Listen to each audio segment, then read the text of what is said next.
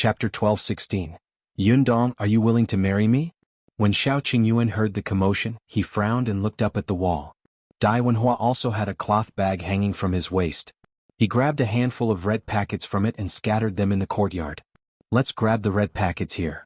As soon as he finished speaking, everyone saw the rain of red packets falling. Compared to snatching red packets from under the door, of course, there were more scattered in the courtyard. The crowd dispersed. The adults had gone to the courtyard. Even the children had gone. Lu Wei chuckled and said to Kiki and the others at the door, "Don't worry, I'm giving you big red packets. Those are not even as big as yours. Hurry up and put them away." Kiki's eyes lit up. She hurriedly nodded and placed the red packets into her small bag. Then she waved her small hand domineeringly and said to her brother, "All right, open the door. Let them in." Yunshu and Yuanji were speechless. "Aren't you too easily bribed?" However, she was not the only one who was bribed. Soon 2 adults ran over and removed the bolt. Then they carried the 3 children and stood to the side.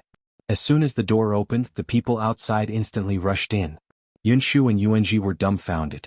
Could it be like this? Qingyuan walked in elegantly in a red wedding suit.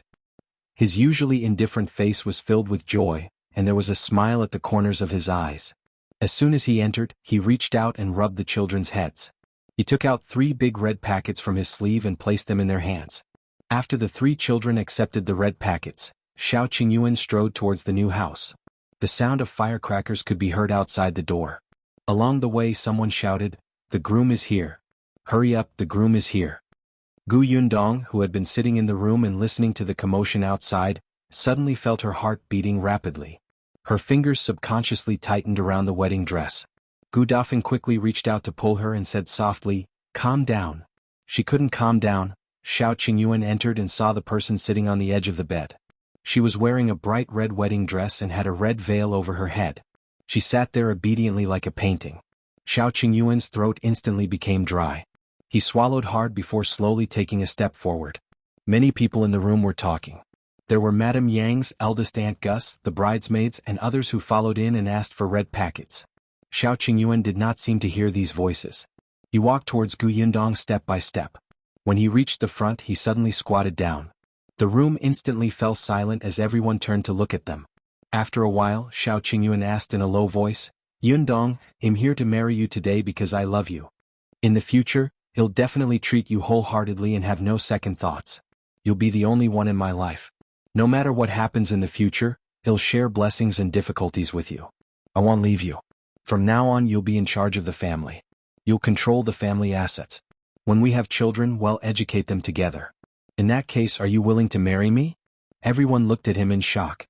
This matter was already set in stone, but Qingyuan still made such an oath. Everyone present was shocked. Gu Yundong did not expect him to say such words. Her eyes turned hot.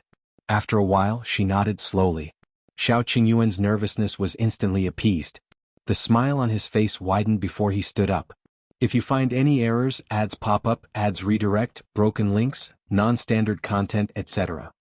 Please let us know reports so we can fix it as soon as possible." Chapter 12:17. Entering the bridal chamber, Gu Yundong was helped up by the bridesmaid and Tong Shuitao and left the house. When the group arrived at the central room, Gu Dajiang and Madame Yang were already sitting in the middle. Gu Yundong couldn't see their expressions, but she knew that Gu Dajiang must be filled with reluctance. "Yundong." Gu Dajiang stood up and walked in front of her. He looked at his daughter and instantly choked.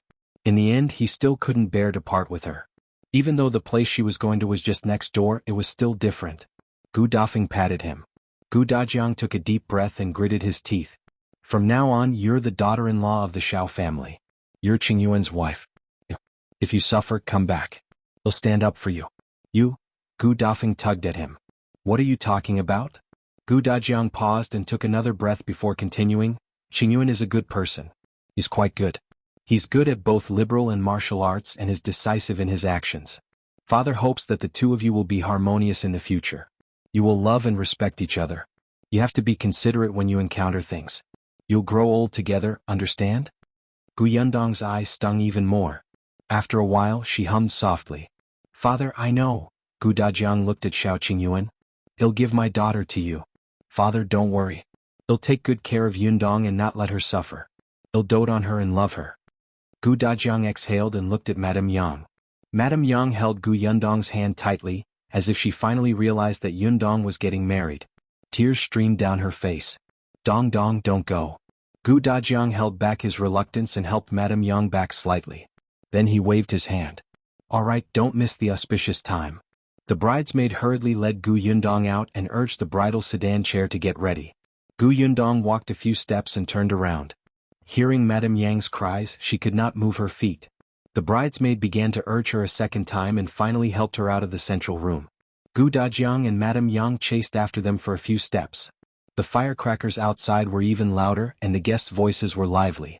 Seeing Gu Yundong get into the bridal sedan, Gu Dajiang finally couldn't help but turn around and return to his room. Madame Yang was stunned and hurriedly followed. The moment she pushed open the door, she saw Gu Dajiang wiping his eyes with a handkerchief. His eyes were red. Seeing Madame Yang enter, he forced a smile and said, I'm fine. The wind was a little strong just now and there was sand in my eyes. Madame Yang didn't know if she believed him or not. She took the handkerchief from his hand and wiped it for him. Gu Yundong sat in the sedan chair with her head slightly lowered, but her mind kept replaying her parents' sobbing voices. Like Gu Xiaoxi's wedding, the sedan chair walked around the village and finally stopped in front of the Shao family's house. The bridesmaid helped the bride out of the sedan chair, stepped over the brazier and walked on the red felt. Finally, she stood on the right side of the wedding hall. Shao Qingyuan stood on the left, holding the red silk in his hand. He and Gu Yundong held it on both sides. When no one was paying attention, Shao Qingyuan gently squeezed Gu Yundong's hand. Gu Yundong wanted to glare at him, but there was a red veil in front of her face. Suddenly she heard the host's voice. One bow to heaven and earth. The bridesmaid supported her and guided her to turn around. Second bow to the parents. Shao Qingyuan's parents weren't around either, so they continued to bow outside. Third bow to each other. Send them to the bridal chamber. As soon as the host finished speaking, Shao Qingyuan couldn't stop smiling. His palms that were holding the red silk were covered in sweat. If you find any errors, ads pop up, ads redirect, broken links, non-standard content, etc. Please let us know reports so we can fix it as soon as possible. Chapter 12:18. Consummation wine. After entering the new room, Gu Yundong was led to the wedding bed. She heard the shouts of the crowd. The veil is to be removed. The groom quickly removed the veil. A scale was immediately stuffed into Shao Qingyuan's hand. He grabbed the scale and was extremely nervous. The bridesmaids' congratulations and urging sounded in his ears. Someone pushed him. Shao Qingyuan suddenly took a step forward and stood in front of Gu Yundong. He slowly took a deep breath and placed the scale under her veil. After a while he gently pulled it away. Gu Yundong looked up. At that moment Shao Qingyuan felt that his breathing had stopped. Someone beside him exclaimed, Wow, the bride is so beautiful. Yes, she was so beautiful. Shao Qingyuan had never seen such a beautiful Gu Yundong. He felt that his throat was extremely dry and itchy. When the people standing in the room saw this, they could not help but cover their mouths and laugh. The bridesmaid even pulled him and asked him to sit with Gu Yundong. Shao Qingyuan looked at her intently until there was a glass of wine in his hand. Gu Yundong laughed. Why did he become so silly? This is consummation wine, the bridesmaid said with a smile. Drink this consummation wine and wish the bride and groom a long and happy marriage. Shao Qingyuan suddenly came back to his senses and looked at the wine in his glass. The corners of his lips curled up. Gu Yundong's arms circled around his. The two of them looked up and finished the wine in their glasses. All right. May the bride and groom live happily ever after. Unity of heart and a life of harmony. The blessings came one after another. There were so many people in the room that it was impossible to tell who had said it. Daiwanhuo was smart. The cloth bag hanging on his waist was still there. He would give a red packet to anyone who said anything. For a moment, the atmosphere in the room became even more enthusiastic. Shao Qingyuan secretly heaved a sigh of relief. Just as he was about to say a few words to Gu Yundong, he did not expect Lu Wei to suddenly pull him up. All right. They've already drunk the cross-cupped wine. Let's go outside and drink. Shao Qingyuan only had time to glance at Gu Yundong before he was pulled out by Lu Wei.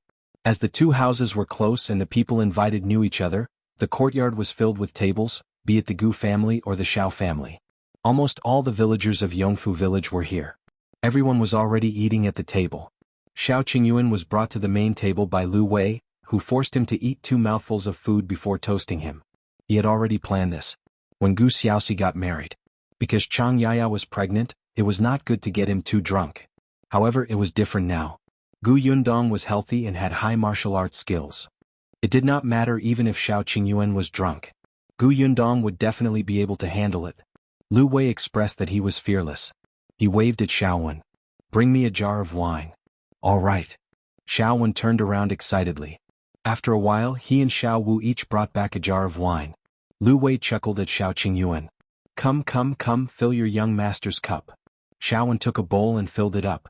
Lu Wei stood in front of Qingyuan, who looked at him coldly. Lu Wei was not afraid. "Today is your big day. It's fine if you didn't give me face in the past, but if you don't drink today, it's equivalent to not giving your wife face. Isn't that right, everyone?"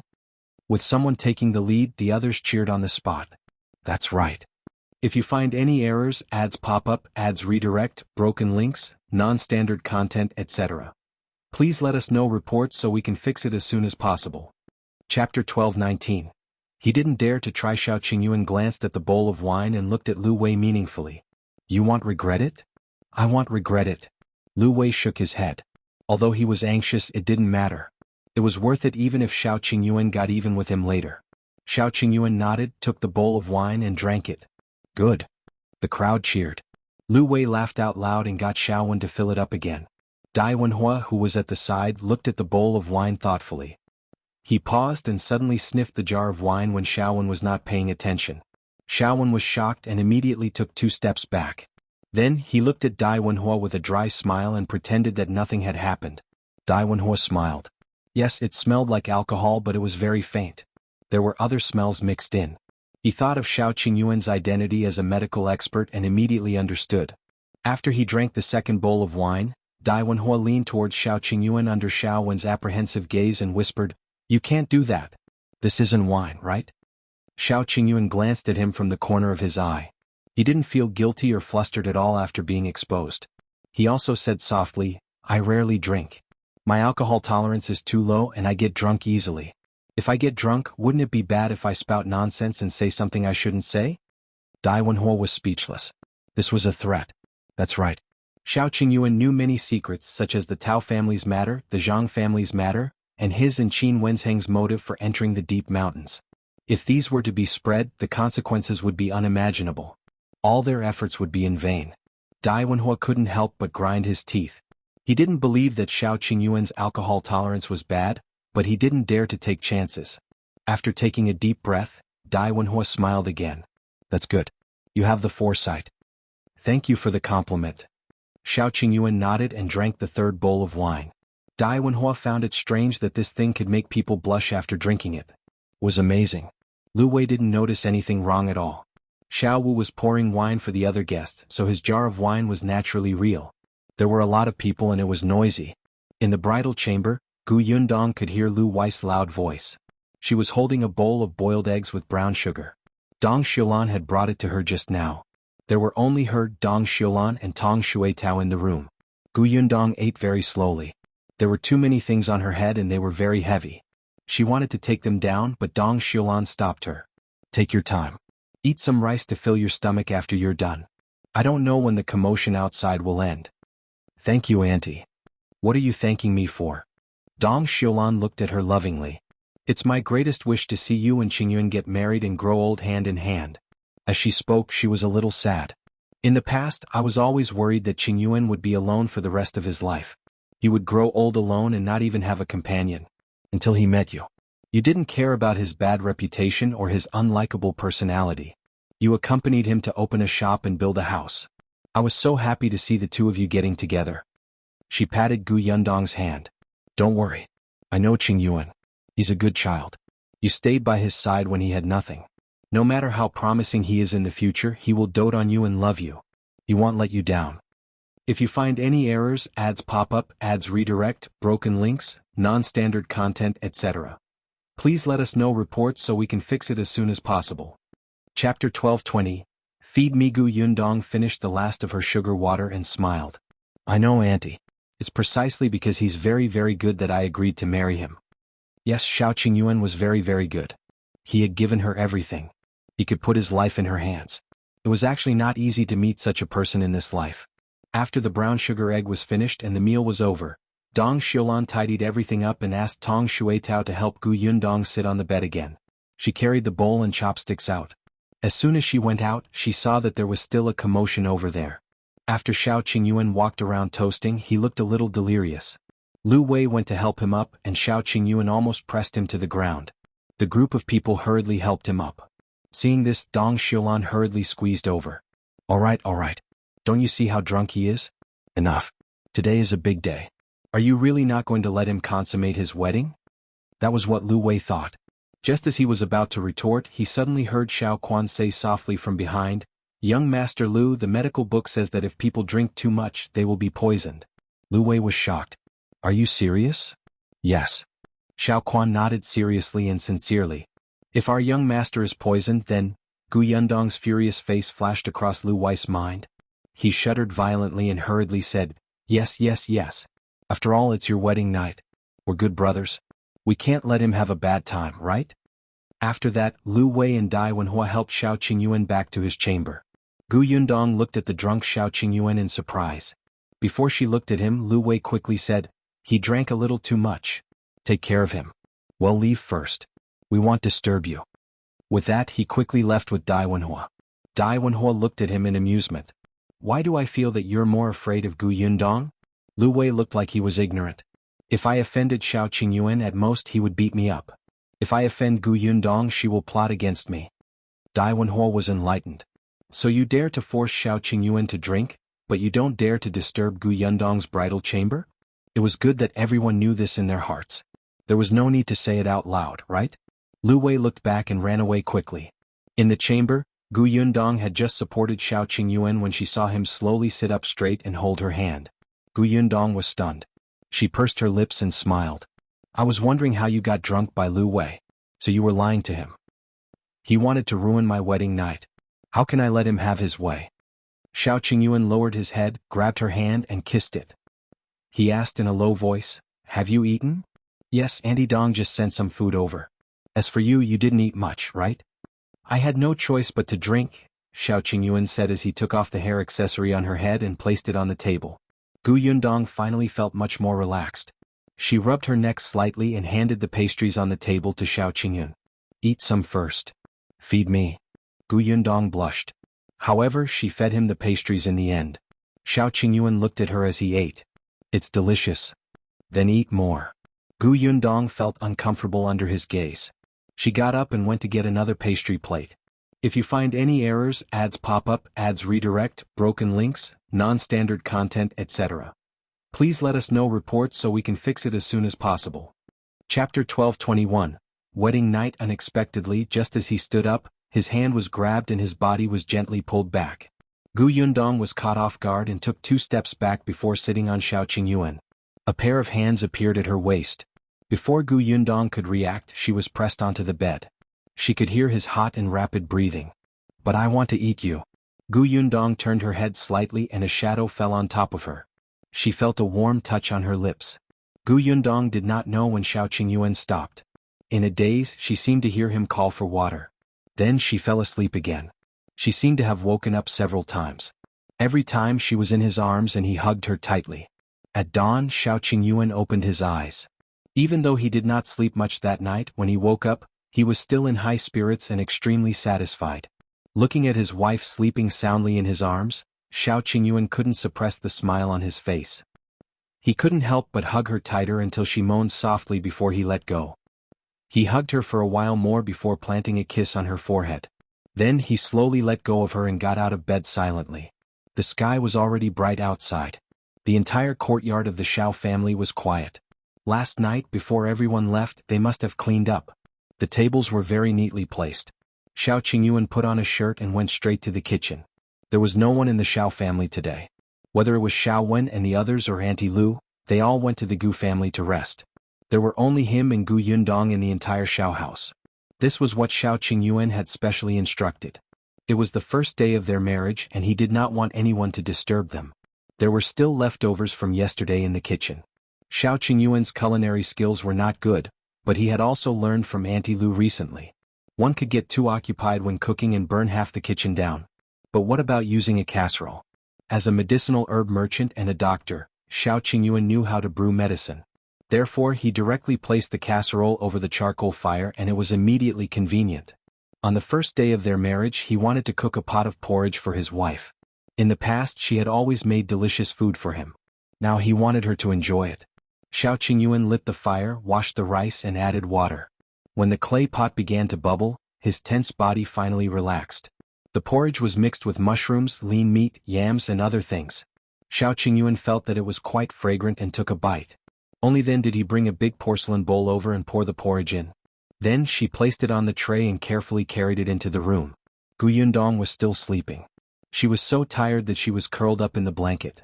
Shao Qingyuan walked to the edge of the bed, took off his shoes and lay down. He hugged her gently from behind and looked at her face quietly, as if he could never get enough of her. Now he had a wife and family. When he woke up this morning and saw her lying beside him, Shao Qingyuan felt unprecedented satisfaction. The body in his arms moved. Seeing that it was about time and the porridge was already cool, Shao Qingyuan lowered his head and kissed her. He said softly, "Get up and eat something first. Your stomach is starting to growl, okay?" Yundong opened her eyes slightly, still in a daze. Shao Qingyuan couldn't help but kiss her again. "I made porridge. Do you want to try it? If you find any errors, ads pop up, ads redirect, broken links, non-standard content, etc. Please let us know reports so we can fix it as soon as possible." Chapter 12:22. Warm two-person world. Yundong was shocked and immediately sobered up. She blinked in a daze as if she wanted to confirm if the person in front of him was serious. Shao Qingyuan was tempted and kissed her again. "Are you getting up?" Yundong nodded. Just as she was about to get up, she realized that she was only wearing her lingerie. She immediately blushed and slid back under the blanket. The crazy thing that happened last night suddenly flashed across her mind. For a moment she didn't know how to face him. The soreness in her body belatedly surged, making her glare at Shao Qingyuan unhappily. She had clearly said stop, but he still refused. He was simply a beast. However, Shao Qingyuan felt as if she was winking at him. He was already a ball of fire when he woke up in the morning, so how could he restrain himself now? He immediately lowered the curtain and pounced on her. Yundong was speechless. When the two of them got up again, the pot of porridge was completely cold. Yundong lay motionless on the bed and did not want to talk to Shao Qingyuan. The latter touched his nose and knew that he was in the wrong. He said softly, "He'll heat it up, all right?" Shao Qingyuan carried the pot of porridge to the kitchen again. Yundong lay on his back and looked at the bed curtains. She still felt a little surreal. She was really married to the man she loved.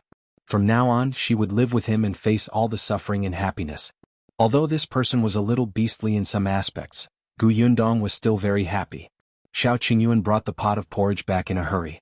After it was heated up, it was unknown if it was because his skills were not good, but the porridge was a little burnt. Shao Qingyuan frowned and sighed. "Forget it. I'll go find Auntie Lu." He was about to leave when Yundong quickly stopped him. "No need. Smells good. Give me a bowl." Shao Qingyuan looked conflicted. It smelled burnt. How was it good? However, he still obediently scooped a bowlful and placed it in front of her. Yundong sat in front of the table. Her hands were still weak. Shao Qingyuan immediately blew on the porridge and fed her. "How is it?" "It tastes all right." Yundong took a sip. It was actually quite delicious. Although it smelled burnt, as long as the bottom layer was not eaten, the other parts were quite fragrant. Shao Qingyuan heaved a sigh of relief. He sat closer to her and fed her bit by bit with a spoon. There were only the two of them in the entire Shao family. Everything was very quiet and carefree. After lunch it was already past noon. The two of them leaned against each other under the grape trellis and read for a while. Shao Qingyuan was holding a medical book, while Yundong was holding a storybook. Occasionally, the voices of the villagers could be heard from next door. Now the area beside the Shao family was no longer empty. On the right was the Zheng family, and on the left was a family who had built a house not long ago. At this moment, the woman in this family was scolding her son, who was playing everywhere.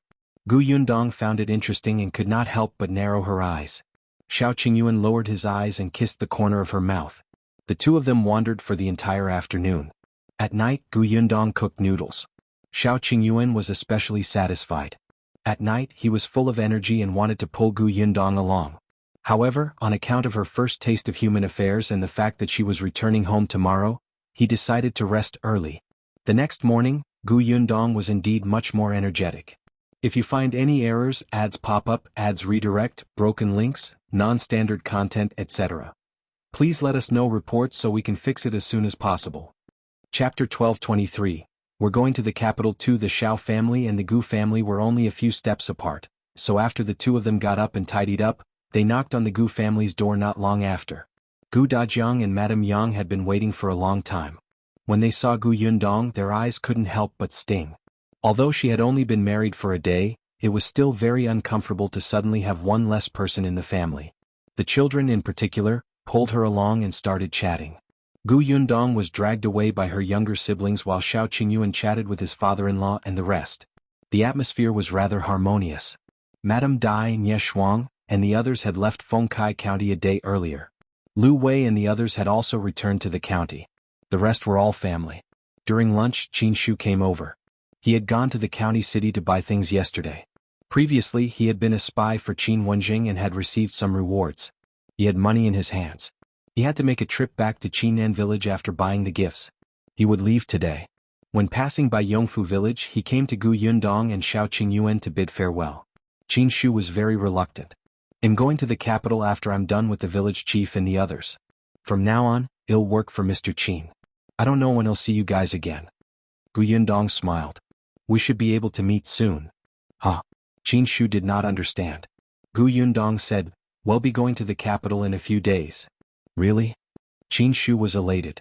Gu Yundong nodded, but the others looked reluctant. They had already told everyone about their decision to go to the capital.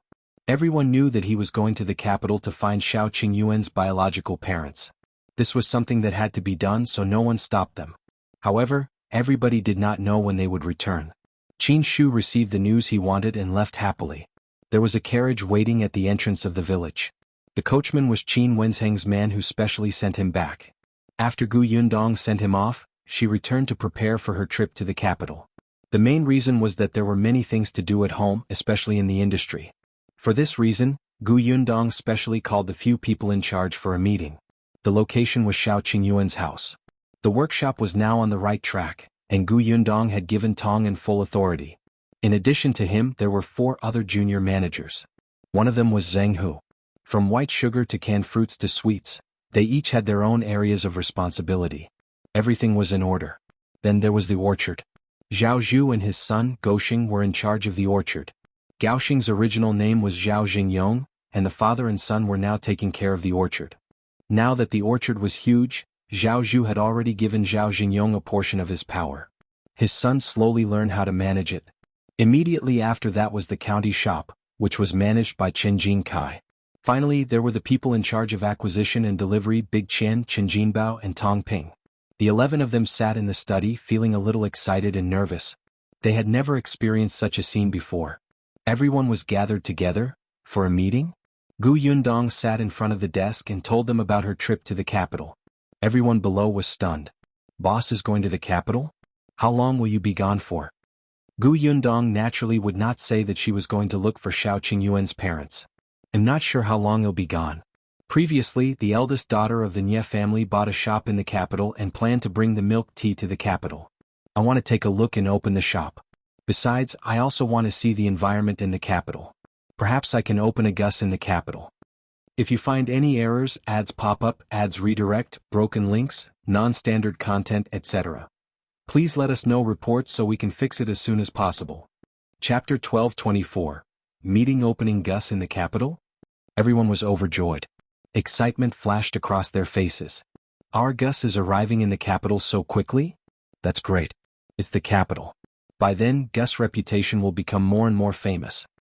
Boss, what can we do for you? That's right, that's right. Boss, are we going to the capital too? Gu Yundong waved her hand to calm them down. We're still preparing for the opening of the shop in the capital. How can it be so easy to open a shop? However, the matters in the county can't be relaxed just because I'm not around. That's why I summoned you here today to discuss your mission after I go to the capital. Everyone fell silent and immediately sat up straight. Gu Yundong looked at Tong and, he'll leave the workshop to you. If there's anything you can't resolve, you can look for the village chief. In Yongfu village, Uncle Chen's words carry a lot of weight.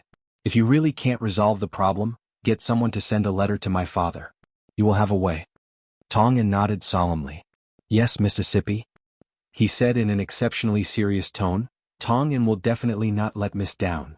Gu Yundong then said to the 4 junior managers, each of you is responsible for a job, so you have a huge responsibility. For food producers, the most important thing is to be clean. I don't want the workshop to be dirty and messy, and I don't want to follow in the footsteps of the Zhang family.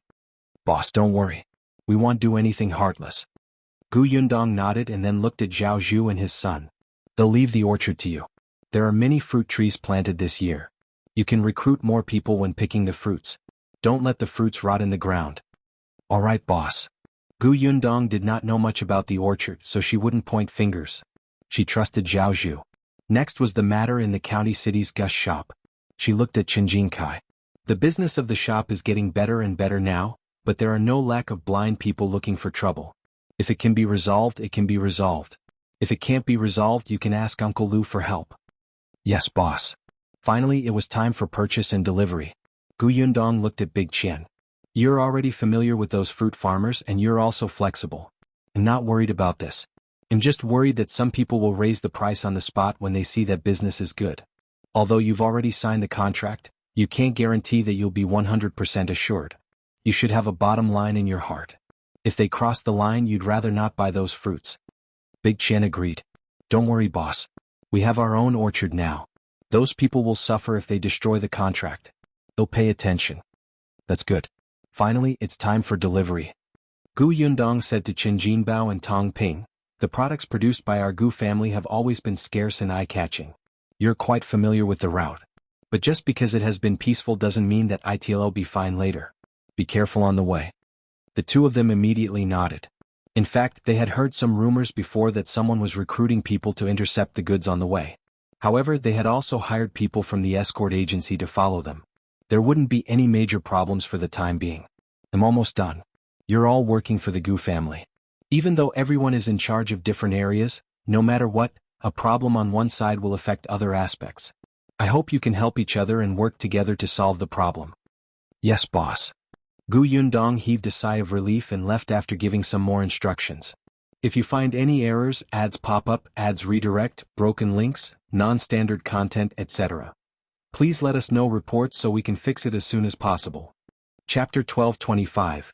Her mother is too cute. On the other side, Shao Qingyuan had already finished talking to the shopkeeper of the medicinal shop. He had also hired some people to be in charge of communicating with the farmers to buy medicine, plant medicine, concoct medicinal herbs, and run the pharmacy. Before he went to the capital, he had to make arrangements clearly. After settling the business matters, Gu Yundong and Shao Qingyuan went to the county city. Qin Wenjing had already left and returned to the capital. There was still a teacher in the school who continued to educate Yinshu and the others. Gu Yundong and Lu Wei went to the Lu residence. When Lu Wei saw them, he rushed forward excitedly and said, "Let me tell you something." Seeing how mysterious he was, Gu Yundong could not help but roll her eyes. "Tell me." Peng Zhongfei's wife has been sent to a temple outside the city to cultivate for half a year. Gu Yundong was surprised. "You mean Madame Yao?" "What?" Lu Wei had a look of, "You're pretending to be innocent" on his face. "Isn't it all because of you?" Gu Yundong frowned. "Because of her?" The last time she interacted with Madame Yao was on the day of her wedding. As expected, Lu Wei couldn't wait to speak. "On the day of your wedding, did that Madame Yao go to look for you? She even threatened you?" Shao Qingyuan raised his eyebrows. "Madame Yao went to threaten you? Why didn't he know about this?" Gu Yundong waved her hand. "It's all right. She's just talking. She doesn't dare to respond to my words." As she spoke, she asked Lu Wei, "Who said that she threatened me?"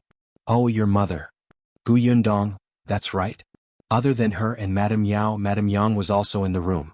Although her mother was ignorant, she could see clearly and knew that Madame Yao's gaze and tone were not good back then. She might not understand the meaning of Madame Yao's words, but she could remember her words and tell others in detail. At that time, Madame Yao did not take Madame Yang seriously at all. Who knew that she would fall into her hands? After Madame Yang sent Gu Yundong off to get married, she was listless. It was only when she saw Madame Yao hurriedly find Peng Zhongfei and was about to leave the Gu family that she suddenly remembered Madame Yao's hostile expression towards Gu Yundong in the new room.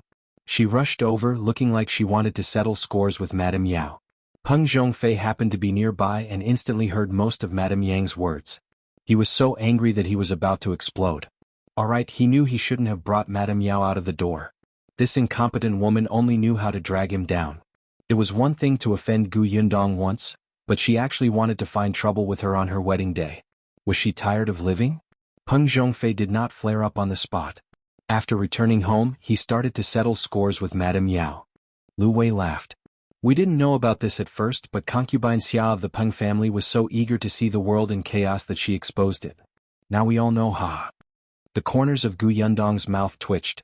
She had not done anything yet. Madame Yao was courting death. Her mother had never mentioned this to her. Her mother was really too cute.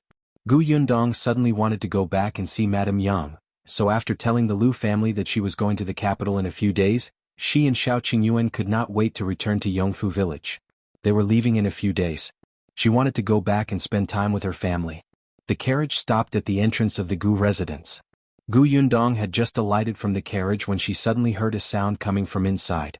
If you find any errors, ads pop up, ads redirect, broken links, non-standard content, etc.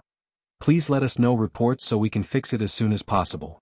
Chapter 1226. Gu Xiaoxi's way out. Gu Yundong was shocked. He exchanged glances with Shao Qingyuan and hurried in. The voice beside her ear started to become clearer. It was Gu Xiaoxi's voice. The scholar was so angry that he fell back on the spot.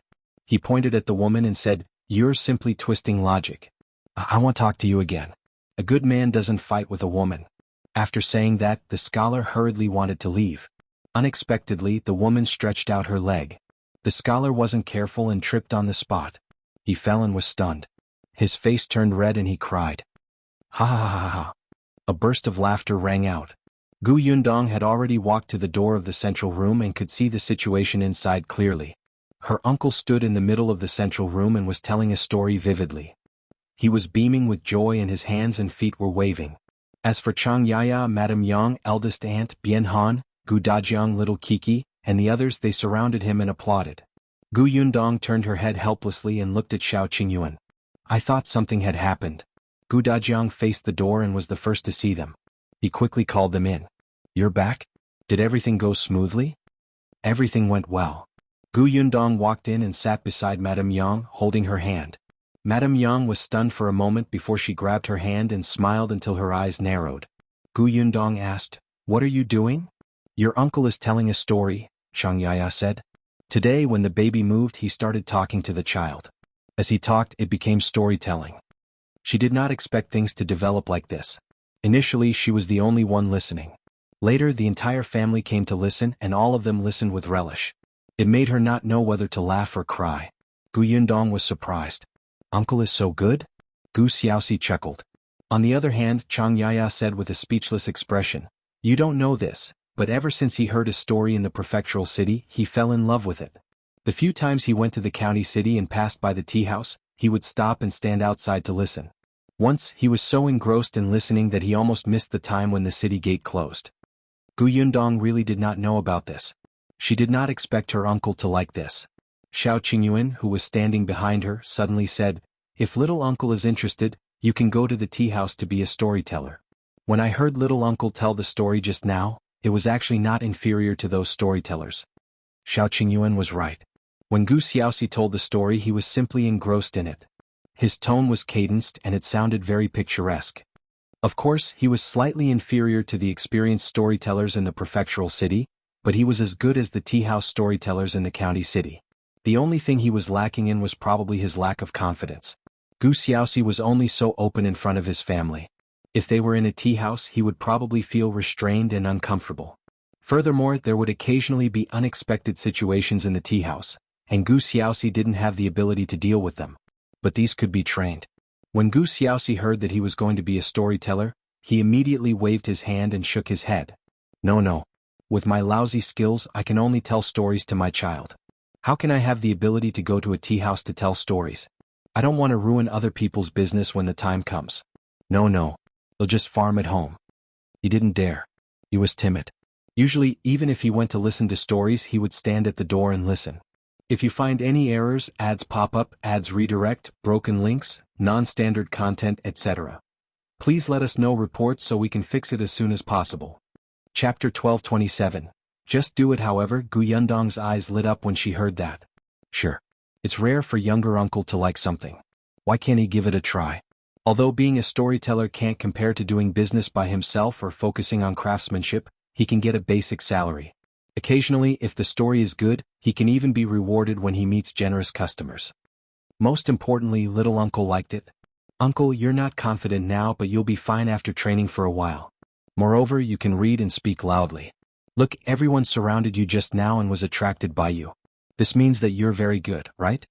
The others nodded repeatedly. Kiki clapped until her hands turned red. It's great, it's great. It's just slightly worse than my elder sister's. It's better than everybody else's. The young lady liked it the most when her elder sister told her bedtime stories in the past. She still remembered it now. In the future, when the younger brother in her aunt's stomach was born, she would tell him. Gu Dajiang agreed. It's indeed not bad. It's already very impressive to be able to memorize everything after hearing it once. Chang Yaya also thought it was a good idea. And every time you tell a story, your eyes shine. It was especially charming. Gu Xiaoxi felt a little embarrassed. Is it really that good? Gu Yundong nodded. Yes. If you're worried that you won't be able to speak in front of those guests, you can find a place to experiment first. She lowered her eyes and thought for a while. Suddenly, she clapped her hands. How about this? We can try it in our village first. Uncle knows almost all the villagers in Yongfu village. When the time comes, we can organize everyone to go to the grain sunning field in the evening. Tell everyone a story. Tell them what you heard in the county city. Anyway, it's free. Everyone will definitely like to hear it.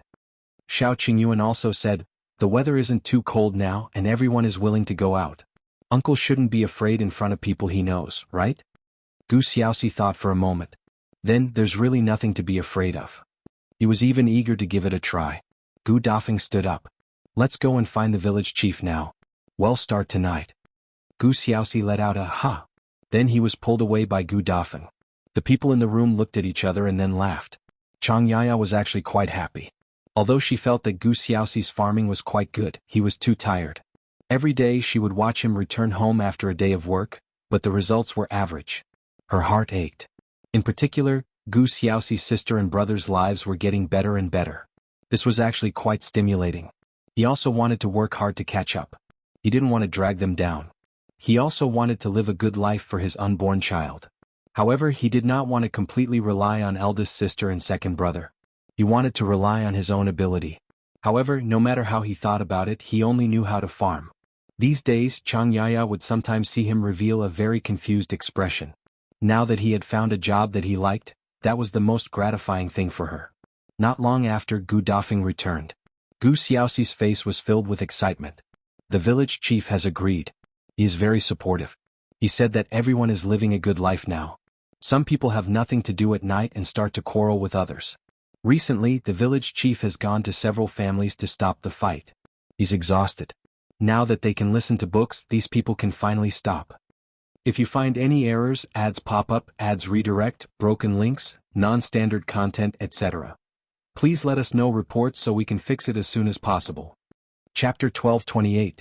Success. Everyone laughed when they heard that. In the evening, the drying field was indeed filled with people. Most of them brought stools over and some even brought food. It looked even more lively than a banquet. All of them were extremely excited. I've never heard a storyteller telling a story before. This time I finally have a chance to listen. That's right. When I went to the county previously, I was extremely curious when I saw the customers in the tea house cheering. However, I didn't have money in my pocket and didn't dare to enter. I didn't even dare to get close. I went to listen to it once. The feeling. TSK, it's very beautiful. It's just that tea is too expensive. I could only hide outside and listen. When Gu Yundong arrived, there were almost no seats left. Fortunately, she was Gu Xiaoxi's family and had special privileges. The seats in the front row had already been reserved for them. Gu Yundong and Shao Qingyuan quickly walked through the crowd to the front. As soon as they sat down, Gu Xiaoxi walked up with an excited and uneasy expression. Gu Yundong clenched her fists and cheered him on. When Gu Xiaoxi saw this, he instantly felt confident. He swept his gaze across the crowd below. Very good. They were all familiar faces. He was not afraid anymore. There was already a table in front of him. Gu Xiaoxi imitated the storyteller in the tea house and slammed the wooden tablet. The buzzing crowd instantly quietened down. Everyone's gaze was focused on Gu Xiaoxi. Gu Xiaoxi was inexperienced and did not know anything about opening lines. When everyone looked at him, he went straight to the point. In the distant sea there was a girl called Xiaoyu. Xiaoyu had been well protected since he was young. Her family was harmonious and her parents doted on her. Until one day, as Gu Yundong listened, she felt that something was wrong. The story sounded familiar. She looked at Kiki, who was sitting in Gu Dajiang's arms and listening with interest. She carried the little girl over. Huh! The little girl's body suddenly rose into the air. She was stunned and quickly turned her head. Seeing that her big sister was carrying her, she was immediately relieved. Gu Yundong held her small hand and asked in a low voice, "Did you tell this story to uncle?" The little girl nodded. "That's right." Gu Yundong could not help but pinch her little face and shake her head in laughter. This was the bedtime story she told the little girl. It was almost a big adaptation of the mermaid's tale. It was mainly because Kiki was a glutton and she looked obedient and pleasant. Gu Yundong was worried that the little girl would be tricked by others with just a little food, so she deliberately made up a story to tell her not to be easily deceived by strangers. She did not expect her uncle to tell such a story today. Actually, this was also good. Now that the conditions in Yongfu village were good, countless people outside wanted to marry the girls in the village. It would be fine if they only liked the girls because of the good conditions, but those people who had ill intentions and directly schemed against other people's assets would use despicable methods to deceive the girls. That would be terrible. Xiaoyu's story was about how Xiaoyu was ignorant of the world and was deceived by a superficial person. In the end, she did not listen to her parents and insisted on being with that person. Not only did she get herself killed, but she also lost her family. The story was a little tragic, but it inexplicably resonated with many people. After Gu Xiaoxi finished speaking, the crowd lingered for a long time. Everyone was busy criticizing the inhumane scum in the story. No one noticed that there were one or two girls in the crowd who lowered their heads slightly, looking a little guilty. If you find any errors, ads pop up, ads redirect, broken links, non-standard content, etc., please let us know reports so we can fix it as soon as possible. Chapter 1229. Departure to the capital. Later, Gu Yundong heard that a young man from another village had secretly interacted with a girl from Yongfu village. That girl was almost deceived by that young man. After listening to Gu Xiaoxi's story that night, the young lady went back and thought for a long time before telling her parents. The girl's parents immediately got someone to inquire about the young man's family. Only then did they know that not only was the young man's family poor, but his parents were also sluggards. He had 2 brothers and a sister-in-law at home. All the work was done by that sister-in-law. When the young man's family heard that the girls in Yongfu village were all rich, they tidied up the young man and let him seduce the girl. After marrying her, the girl's family would be able to support the young man's family. When the young lady heard this, she was almost scared silly. No wonder the young man refused to explain the situation at home or let his parents come over to propose marriage. He only kept coaxing her. The young lady was tricked until she could not find her bearings and was almost done. Gu Yundong sighed when she heard that. Chen Liang even came to look for Gu Xiaoxi and asked her to tell everybody a few more such stories to warn the villagers. He especially told everyone that there was no such thing as a pie falling from the sky. Gu Xiaoxi immediately became nervous when this mission came. He could tell stories but he couldn't write stories. He went to look for Gu Dajiang. Gu Dajiang was passionate about writing, but what he wrote was too serious. Furthermore, they were all major matters related to the country. They were far from the scope of a story. In the end, Gu Yundong rubbed her face and helped Gu Xiaoxi write a few adapted stories. However, she wasn't a professional either. It was just that she had seen a lot of things. It was fine if she made up a few, but she couldn't do too many. Hence, she suggested to Gu Xiaoxi, "Uncle, you can actually observe the things around you more and change what really happened around everyone. If you magnify the good or bad aspects, it will be a fascinating story." Gu Xiaoxi was deep in thought. To Gu Yundong's surprise, the next day Gu Xiaoxi came over with 2 stories. Gu Yundong took a look. Wasn't this what had happened to Gu Xiaoxi and Changyaya? They had been adapted and divided into 2 separate stories. But one was a story about a wife who loved a young master from a rich family and wanted to climb up the social ladder by framing her man. The other was a woman who had no one to rely on. She was deceived by a friend with ill intentions and was almost killed. This was their personal experience. Gu Yundong could not help but look at Gu Xiaoxi. The latter scratched his head. "I've discussed it with Yaya. We think it's okay." "As long as you think it's okay." Perhaps because he had experienced it personally, Gu Xiaoxi was especially engrossed in telling these 2 stories. The response from the villagers that day was simply enthusiastic. Gu Xiaoxi became more and more enthusiastic about storytelling. Not only that, but he also collected the events around him and edited them into storybooks. 5 days later, Gu Yundong brought Gu Xiaoxi to Jinxiu restaurant in the county. The Jinxiu restaurant did not have a storyteller, but it was fine to add one at the last minute. Anyway, Gu Xiaoxi was there to train his courage. It was free. After that, Gu Yundong did not care anymore. She and Shao Qingyuan finally decided to set off to the capital to find his background. This time the two of them traveled light. Gu Yundong brought Tong Shuitao, while Shao Qingyuan brought Xiaowen. The four of them bade farewell to the Gu family and quickly left Yongfu village. If you find any errors, ads pop up, ads redirect, broken links, non-standard content, etc., please let us know reports so we can fix it as soon as possible. Chapter 1230, 3 days to arrive. Gu Yundong returned to the prefectural city first. Nie Shuang bought a shop in the capital and was about to open it. They still had to discuss some details. On the prefecture magistrate's side, it had been exactly half a year since the vaccination. Shao Qingyuan had to bring the bill and the number of people who had participated in the vaccination to the capital. He also had to report the situation in the Xuanhe Prefecture. There was also the shop in the prefecture capital. There was no problem with Gus. The shopkeepers and waiters were all familiar with it.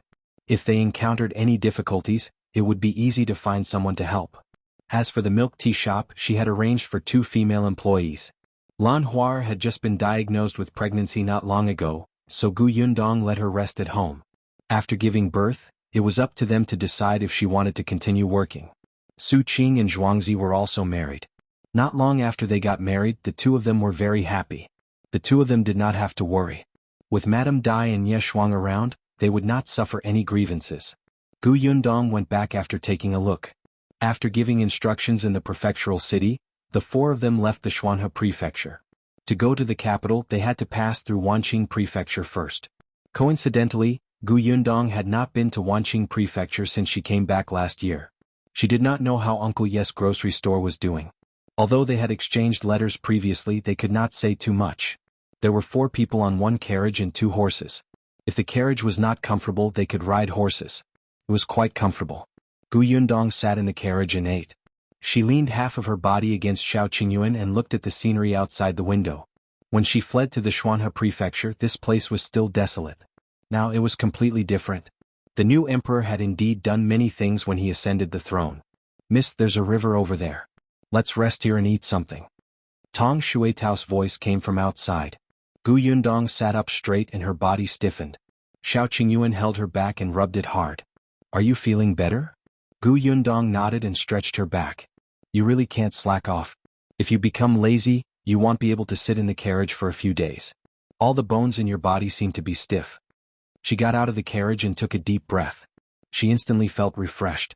Tong Shuitao had already taken a small pot from the back of the carriage to get water. Xiaowen was also picking firewood nearby. Gu Yundong looked around. Where are we now? How long until we reach Wanqing Prefecture? Shao Qingyuan tied her sleeve and replied, At this speed, we will reach Wanqing Prefecture in about 3 days. That's good. The carriage makes me uncomfortable all over. Shao Qingyuan smiled and said, Well, set off later on horseback. When we reach Wanqing Prefecture, we can take a boat to the capital. It's faster to travel by water and it'll be more comfortable to take a big ship. That was true. At the very least, she would not be stiffened. If she wanted to stand up, she could only get out of the carriage. As she spoke, Tong Shuitao had already taken out the ingredients and was preparing to set up the small stove. Miss, do we still have any hot sauce? I think we've finished the jar from before. Yes, I'll go get it. Gu Yundong quickly turned around and entered the carriage. She looked through it and found out that they actually finished the few jars she had brought along. She had made this spicy sauce. It was filled with oil and it was especially fragrant with porridge and rice. The 4 of them would open 1 jar every few days to eat. Now that the last bottle was gone, she could only take out 2 bottles from her space. Just as she was about to take them down, she suddenly heard a commotion. If you find any errors, ads pop up, ads redirect, broken links, non-standard content, etc., please let us know reports so we can fix it as soon as possible. Chapter 1231. Something missing. Gu Yundong was stunned. She was still in the carriage, but she had already lifted the curtain and looked out. Then she realized that a convoy was walking over. They stopped not far away. It seemed that they were also planning to rest. Shao Qingyuan, who was outside the carriage, also looked at the convoy. It looked like a caravan transporting goods. There were 6 carriages in the entire convoy. The carriages were filled with large boxes and sacks. She did not know what they were. There were a total of 14 to 15 people, all of whom were tall and strong men. They also saw Shao Qingyuan and the others. Seeing their clothes, they could roughly guess that the newly married couple was on a long trip. The leader came over to greet Shao Qingyuan. "Little brother, we're a caravan transporting goods to Qingyuan Prefecture. We're here to rest for a while. It's rare for us to be fated. Little brother, where are you going?" "To Wanqing Prefecture." "What a coincidence. We came from Wanqing Prefecture. This place is not far from Wanqing Prefecture. Where did you come from?" Shao Qingyuan felt that this person was a little annoying. Why did he ask so many questions? Everyone should just keep a distance from each other and not disturb each other. Couldn't they just go their separate ways after eating? Therefore he only said coldly, "We're going to have lunch." When the leader saw this, he understood and did not ask further. He returned to his convoy. Someone immediately surrounded him and asked, "Boss, what's his background?" He said that he's going to Wanqing Prefecture. He's not willing to say anything else. The leader waved his hand. "Forget it. It's fine if he doesn't want to talk. Let's not interact much. Be vigilant and leave after eating." "All right, I'll go get water." The two parties did their own things and did not disturb each other. It was just, the convoy was eating dry rations and pancakes with water, and Gu Yundong's team was eating hot pot? Yes, hot pot. Before they came, Gu Yundong had stir-fried the base of the hot pot. Now that the water was boiled, the hot pot base melted with a little water. They had also bought some meat and vegetables from the county city they had passed last night. Now that everybody was hot and cooked, it was directly covered in hot sauce. It was simply delicious. The rich taste of the hot pot made the convoy swallow their saliva. Looking at the dry rations in their hands, they could not eat any more. Are these people really on a trip? They're not here for an outing? The leader also felt that they were here for an outing. Who would go on a long trip with such things? Gu Yundong and the other 3 did not think so. Firstly, they were not in a hurry. Secondly, it was especially uncomfortable to stay in the carriage all day. It was rare for them to stop to rest and eat. Of course, they treated themselves to the best extent that they could. Besides, she and Shao Qingyuan had just gotten married. This trip was their honeymoon. Of course, she couldn't mistreat herself and leave behind regrets. Therefore, when she suddenly mentioned that she wanted to eat hot pot last night, the 4 of them immediately started to buy ingredients and prepared them. The people on the convoy's side became even more disoriented. They sniffed hard, regretting stopping at this place to suffer such a critical hit. After Gu Yundong finished eating, she poured a glass of water in satisfaction and slowly drank it. Then, she watched comfortably as Shao Qingyuan put out the fire and brought her some fruits from the carriage. However, just as she finished half a glass of water and ate 2 dates, a loud cry suddenly came from the convoy. "It's gone." If you find any errors, ads pop up, ads redirect, broken links, non-standard content, etc., please let us know reports so we can fix it as soon as possible. Chapter 1232. That person jumped up and run. Gu Yundong and the others subconsciously looked at the convoy. Everyone in the convoy stood up and looked nervously at the person who had spoken. "What's missing?" That person looked anxious. "Half of the big bag of steamed buns I bought last night is gone. Also, my 2 clothes are gone and the water in the container is gone." The people in the convoy were stunned. That's all? Could you have forgotten where you left them? Did you eat the steamed buns yourself?" That person panicked. "I didn't. They're really missing. I originally planned to eat them tonight. I still have pancakes. Why would I eat steamed buns? This time I brought 2 sets of clothes for changing. Now I'm wearing 1 set. The remaining set is gone and the jacket I used to sleep with is also gone." The others looked at each other. The leader frowned. They shouldn't have disappeared for no reason. Everyone look around and see if they're mixed up elsewhere. He couldn't have met a thief, right? Which thief would be so stupid as to steal food, drinks, and clothes instead of these valuable goods? The leader waved his hand and the others immediately moved. However, just as they started looking on the first carriage, a person suddenly jumped out from behind the last carriage and ran into the forest in front without looking back. It was probably too sudden. The people in the convoy were stunned. The next moment they heard the man who had lost something shout, "Hey, my clothes! He's wearing my jacket!" As soon as he finished speaking, the man quickly chased after him. The others ran forward one after another. The leader frowned and shouted, "Just 2 people will chase after them. The rest of you stay here on guard."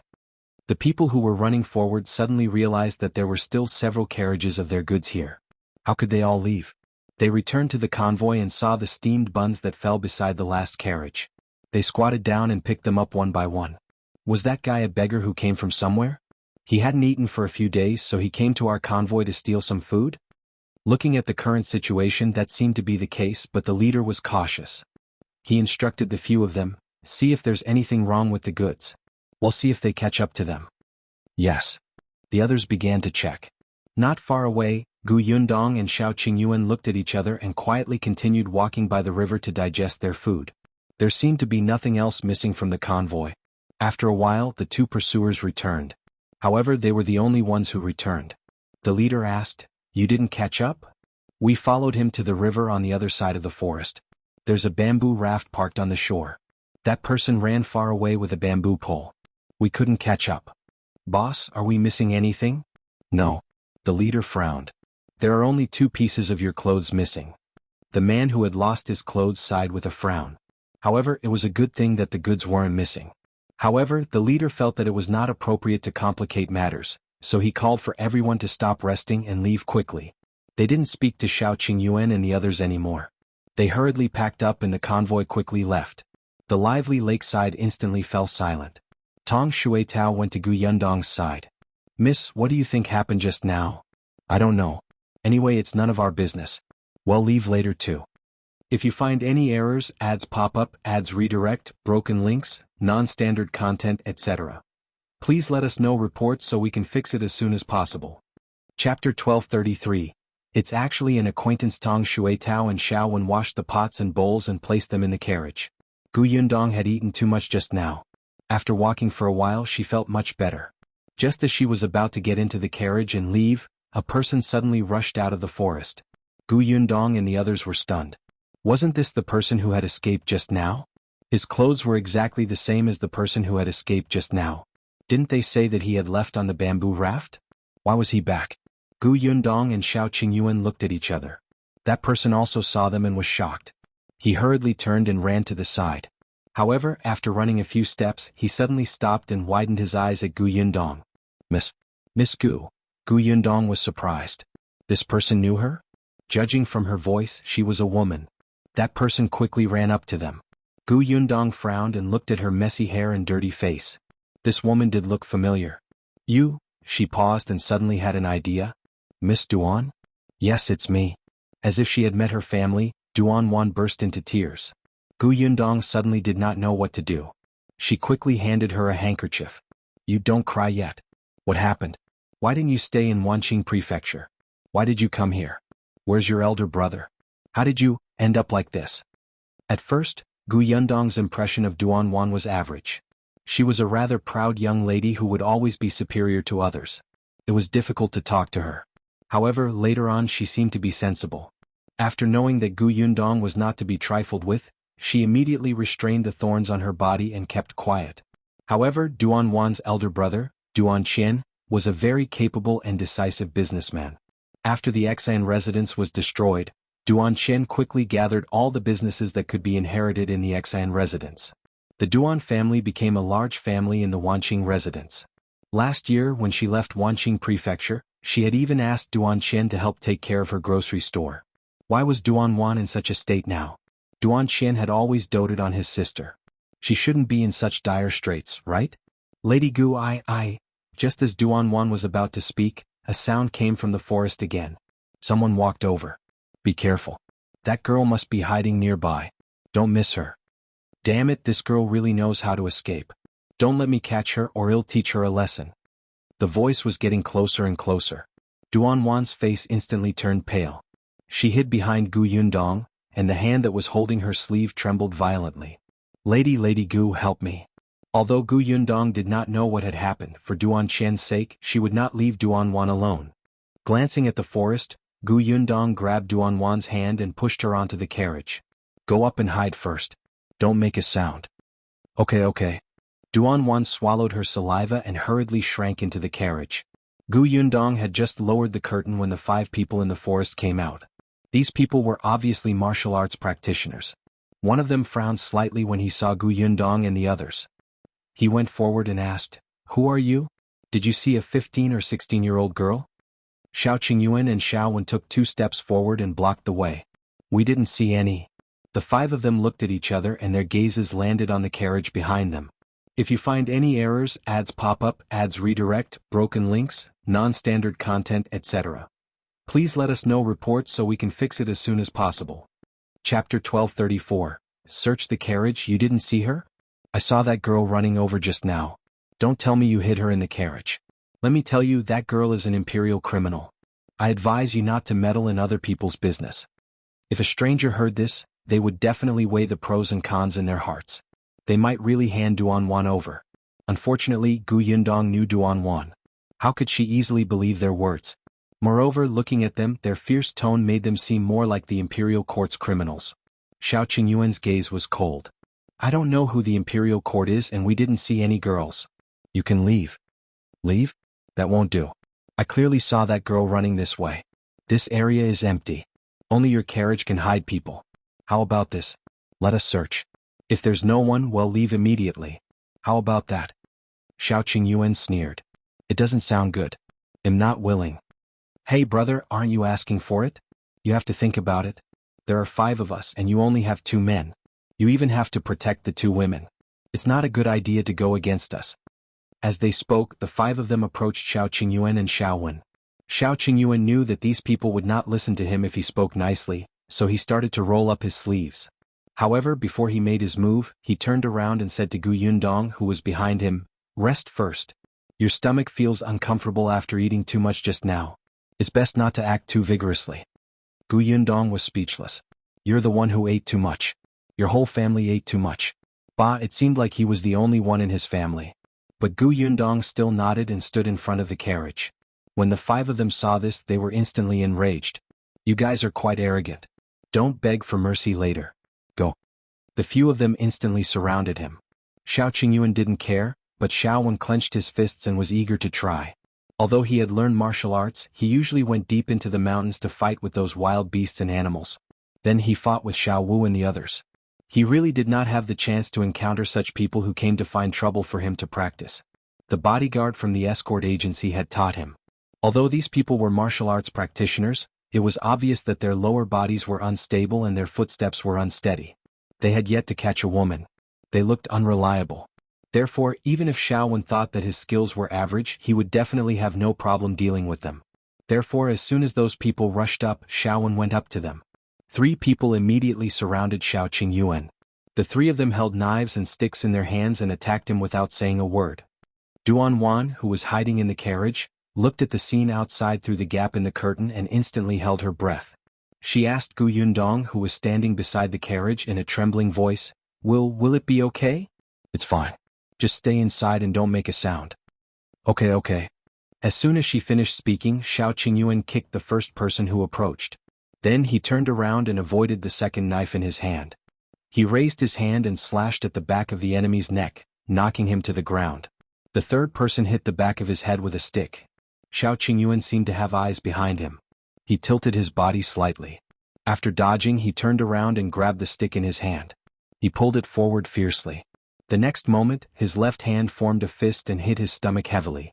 In the blink of an eye, the 3 of them fell to the ground. On Shaowen's side, he had already knocked down one person and started to deal with the second person. If you find any errors, ads pop up, ads redirect, broken links, non-standard content, etc. Please let us know reports so we can fix it as soon as possible. Chapter 1235. Who will deal with who? Tong Xuetao was a little disappointed. She had thought that these people would be able to break through the defense of her master's husband and Shaowen, run to her, and be sent flying with a kick. It was a pity that these people were too useless. She shook her head regretfully and restrained her urge while standing beside her lady. Yundong glanced at her from the corner of her eye and the corners of her mouth twitched. Who did Tong Xuetao take after when she had such a violent personality? Tong Ping and Madame Jiang were clearly gentle. Qingyuan looked down at the 5 people who had been beaten down. Do you still want to search our carriage now? Shaowen also squatted on the ground and reached out to tug at the collar of one of them. That's right. Do you still want to search the carriage now? I don't think you're looking for anyone at all. You clearly think that we're easy to bully because we have few people. You want to take advantage of us. No. The 5 of them were no longer as arrogant as before. They begged the 2 of them repeatedly, we're really looking for her. We saw her run this way with our own eyes, so, Why didn't I see anything? I only saw the few of you running this way. You came to find trouble with us the moment you arrived. Our mood to eat and enjoy the outing has been ruined by you. No. Xiaowen did not give them a chance to refute and hit his head. You're still denying it. I was wrong. Big brother, I was wrong. We were blind and didn't recognize you. We didn't know what was good for us and spoke nonsense. Let us go. We won't dare to do it again. Only then did Xiaowen stop. He stood up and walked to Shao Qingyuan's side. Young master, how should we deal with them? Shao Qingyuan frowned and looked at Gu Yundong. Gu Yundong glanced at them and said, since they are on the imperial court's order, we can't make things difficult for them. If they admit their mistake, forget it. There won't be a next time. It's getting late. We still have to hurry to Qingyuan Prefecture. If we're any later, we won't be able to make it to our inn. Qingyuan Prefecture? They were clearly going to Wanqing Prefecture. Tong Shuitao was a little puzzled, but when she saw Miss Gaze, she immediately understood. Shao Qingyuan and Xiaowen also nodded. Xiaowen patted the man's head again. Open your eyes wider next time. You're lucky. Gu Yundong was helped into the carriage by Tong Shuitao. Shao Qingyuan and Xiaowen sat on the shaft of the carriage. The carriage turned around and headed in the direction where the convoy had left. After riding far away, Shao Qingyuan changed directions and began to travel on the main road of Wanqing Prefecture. Gu Yundong finally focused her attention on Duan. Only then did she realize that Duan's original dress was very thin. No wonder she had stolen the jacket from the convoy. She did not look good either. Gu Yundong frowned and suddenly reached out to touch her forehead. As expected, it was a little hot. Duan relaxed and became confused. She leaned against the wall of the car weakly. Gu Yundong brought a pill over. Shao Qingyuan had made it. Eat this first. Thank you. Duan trusted her, so she stuffed it into her mouth without saying anything. Then she took the water bottle from Tong Shuitao's hand and gulped down the medicine. Unexpectedly, after drinking the water, her stomach started rumbling. Duan's face turned red as she buried her head between her knees. Gu Yundong sighed and took out some pastries from the cabinet. There was still a boiled egg in the cabinet that had been left from the morning. Now she stuffed it into her hands. Come, let's eat something first. We'll talk after we're done. If you find any errors, ads pop up, ads redirect, broken links, non-standard content, etc. Please let us know reports so we can fix it as soon as possible. Chapter 1236. Duan Qian missing Duan could not help but cry again. She held the egg and pastry and did not move for a long time. After a while, she looked up and said, Thank you. Eat first. Duan lowered her head and immediately wolfed down the food. Gu Yundong frowned. She looked like she had not eaten for a long time and wished she could swallow everything in one breath. She was like a different person from the arrogant Miss Duan Gu Yundong had seen last time. Duan finally finished eating and wiped her mouth with her sleeve. She really could not care less about her image. Gu Yundong handed the kettle over. Slow down. Be careful not to choke. Why are you in such a sorry state? You haven't eaten for a few days, right? I haven't eaten for 2 days. Duan finished drinking the water, then lowered her head and said in a low voice, After leaving Wanqing Prefecture, I hid everywhere. Her tears fell again and she wiped them with all her might and continued, After that I followed a caravan that went to Qingyuan Prefecture and hid in the box of their carriage. I was afraid that they would find out, so I didn't dare to make a sound. But I was too hungry and smelled the fragrance, so I couldn't help but take the steamed buns from their caravan to eat. In the end, I was discovered the moment I took a bite. I left the steamed buns and ran away. Previously, she had only been drinking water and did not have much strength in her body. When she was being chased, she ran purely on instinct. Her legs were actually very weak. She had no choice. If they caught up to her, she might lose her life. Now that she was sitting in the carriage, she felt that her legs were trembling. Gu Yundong and Tong Shuitao looked at each other and touched their noses silently.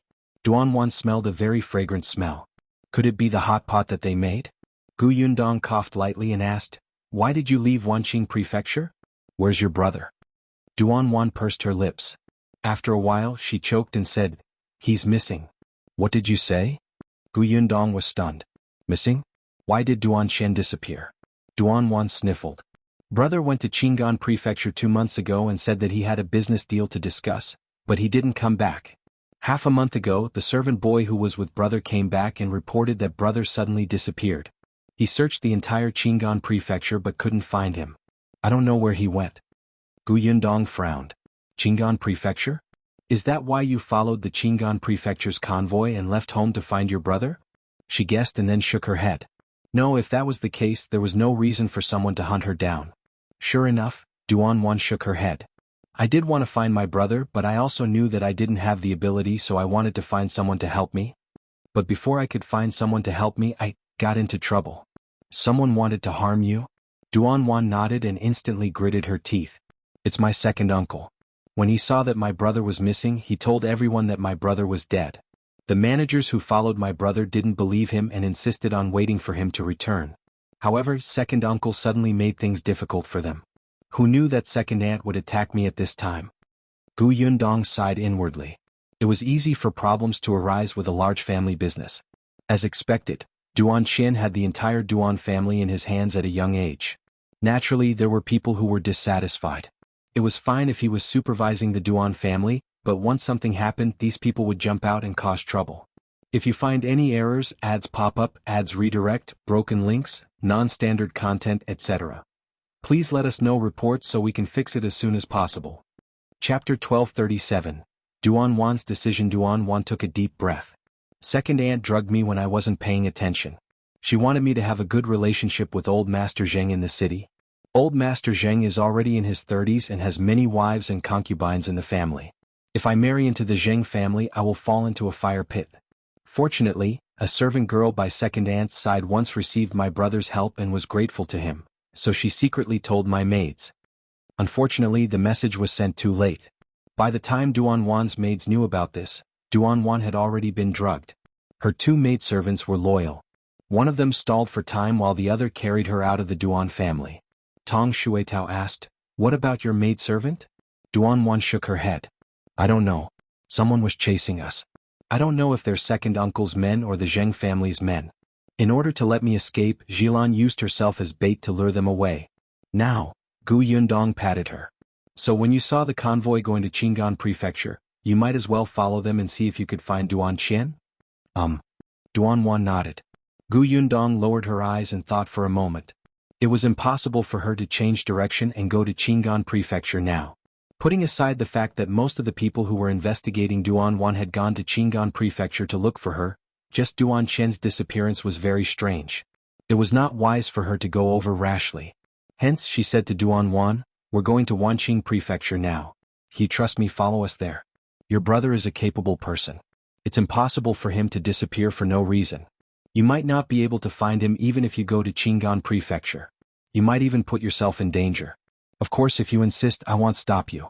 When we reach the next town, he'll help you find a reliable and suitable escort agency to bring you to Qingyuan Prefecture." Duan raised her head, her eyes filled with confusion. She did not know if she would go to Qingyuan Prefecture. Duan had also been on a long trip and she had even been to the capital. However, that was all under the protection of her eldest brother, with maidservants and guards by her side. She did not have to worry about anything when she went out and only had to eat and drink. This was the first and only time she left Wanqing Prefecture alone. In just 3 days it felt like 3 years had passed. There were a few times when she felt like she was going to die and would never see her brother again. If not for the fact that she did not believe that something had happened to her brother, she might have collapsed long ago. Now, Duan's head was getting heavier. She looked at Yundong and recalled what her eldest brother had said. After a while, she finally said in a low voice, "I will return to Wanqing Prefecture and wait for Big Brother's news." "Okay, well, take you back." Duan forced out a smile and let out a sigh of relief, finally collapsing. Yundong took a pillow for her as a cushion. Seeing her half-closed eyes, she said softly, "Go to sleep." "Thank you." Duan closed her eyes and soon fell asleep.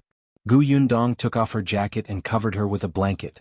Then she sat at the side and pondered.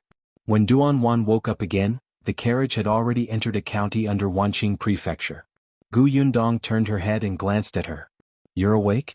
Your fever is almost gone, but you probably don't have much strength left in your body. After dinner at the inn, take your medicine again and sleep tomorrow. You'll be fine." Duan nodded and looked at the scenery outside. If you find any errors, ads pop up, ads redirect, broken links, non-standard content, etc., please let us know reports so we can fix it as soon as possible. Chapter 1238. I owed the Emperor in my past life. She had been to this county city before. The previous convoy had stopped here. However, Duan Wan was too busy hiding at that time, so she naturally didn't have the mood to look outside. Now that she looked at it again, she realized that this county city was also very lively. The carriage stopped in front of an inn. Duan Wan got off the carriage with Tong Shuetao's help. Her legs were still weak, but she was much better. The 5 of them reserved 3 rooms. Yundong let Duan Wan and Tong Shuetao stay together. Duan Wan did not feel safe now, so it was better to have someone by her side. The few of them ate dinner in the room. In the afternoon, everyone had hot pot. At night, they cleared their stomachs and ate porridge. It was just a bowl of ordinary pumpkin porridge in a small county, but to Duan Wan, who had not eaten a mouthful of hot porridge for 2 days, it was like a delicacy in the world. After swallowing it, the warm feeling surged up in her throat, making her tears fall at once. After dinner, Duan Wan went to rest. Yundong lay on the bed and moved to a more comfortable position in Qingyuan's arms. She then asked, "What do you think about Duan Qian's disappearance?" Qingyuan kissed the corner of her mouth and said in a low voice, "You said that although Duan Qian is young, he's very scheming. His whereabouts are unknown after making a trip to the Qingyuan Prefecture. It really doesn't make sense. He can't just bring a servant with him." Yundong nodded. "I think so too. He's so young to be in charge of the Duan family. How can he not have anyone protecting him?" But Duan Wan's matter is quite strange. Yundong was stunned. "What's strange?" With Duan Qian missing, Second Master Duan couldn't wait to take over. Actually, it was wise for him to persuade Duan Wan to stand on his side and subdue those managers together. However, he couldn't wait to marry Duan Wan off.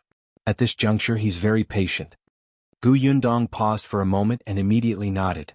"That's right. Moreover, he married Duan Wan to a 30-year-old master of the Zheng family who is far less wealthy than the Duan family. If word gets out, the Duan family's reputation will be completely ruined. Second Master Duan and his wife will also be criticized. It's indeed very strange." Qingyuan saw that she was frowning from thinking so much and couldn't help but smile. He pinched her chin and said, "No matter what the reason is, since we're going to Wanqing Prefecture, I don't think we can get away from this. Not to mention how much Duan Qian took care of our provision store previously, just the Duan family was selected by you and Master Mo to take over the Xian Prefecture and become a big family in Wanqing Prefecture. We can't avoid it. If Wanqing Prefecture fell into the hands of Second Master Duan, with his ability, the entire merchant economy of Wanqing Prefecture might be in chaos. This was not a good thing for the current emperor. Although the current emperor did not want the Duan family to dominate alone, it was clearly not the time yet. At the very least, the Duan family was promoted by his people. The Duan family was loyal to the current emperor and could very actively cooperate with the current policies. If someone else dominated Wanqing Prefecture now, it would be a huge headache for the emperor. Yundong also thought of this and immediately wailed, "Why do I feel that I owed the emperor in my previous life?" They had clearly never met, but how many things had Yundong done for him both openly and secretly? The problem was that there was no reward. Just thinking about it made her feel indignant, uncomfortable, unhappy, and wanted to explode. If you find any errors, ads pop up, ads redirect, broken links, non-standard content, etc., please let us know reports so we can fix it as soon as possible. Chapter 1239, Yundong is really capable. Qingyuan laughed and hugged her tightly. He turned around and pressed her down. "Didn't you say that everyone is responsible for the rise and fall of the country? He's a good emperor now. He's a wise ruler. Isn't that a good thing for small fries like us? If there's a new emperor, the sugar business won't be able to be preserved. It's too hard for me. I'm here," Qingyuan said as he slowly bent down and kissed her. Yundong moaned softly. Soon, only small sounds could be heard in the room. The next day, when the two of them walked out of the room again, they found that Duan Wan had already come out. She looked much more energetic, and her fever had completely subsided. She changed her clothes. It was Tong Shuetao's. Yundong wanted to buy her a set of clothes. Although she had clothes, she had grown taller in the past 2 years and was now a little taller than Duan Wan. Her clothes were too big for Duan Wan. Tong Shuetao's clothes were just right, but the fabric was definitely not as good as Duan Wan's. This girl had always been comfortable and neat, so she wore her clothes comfortably.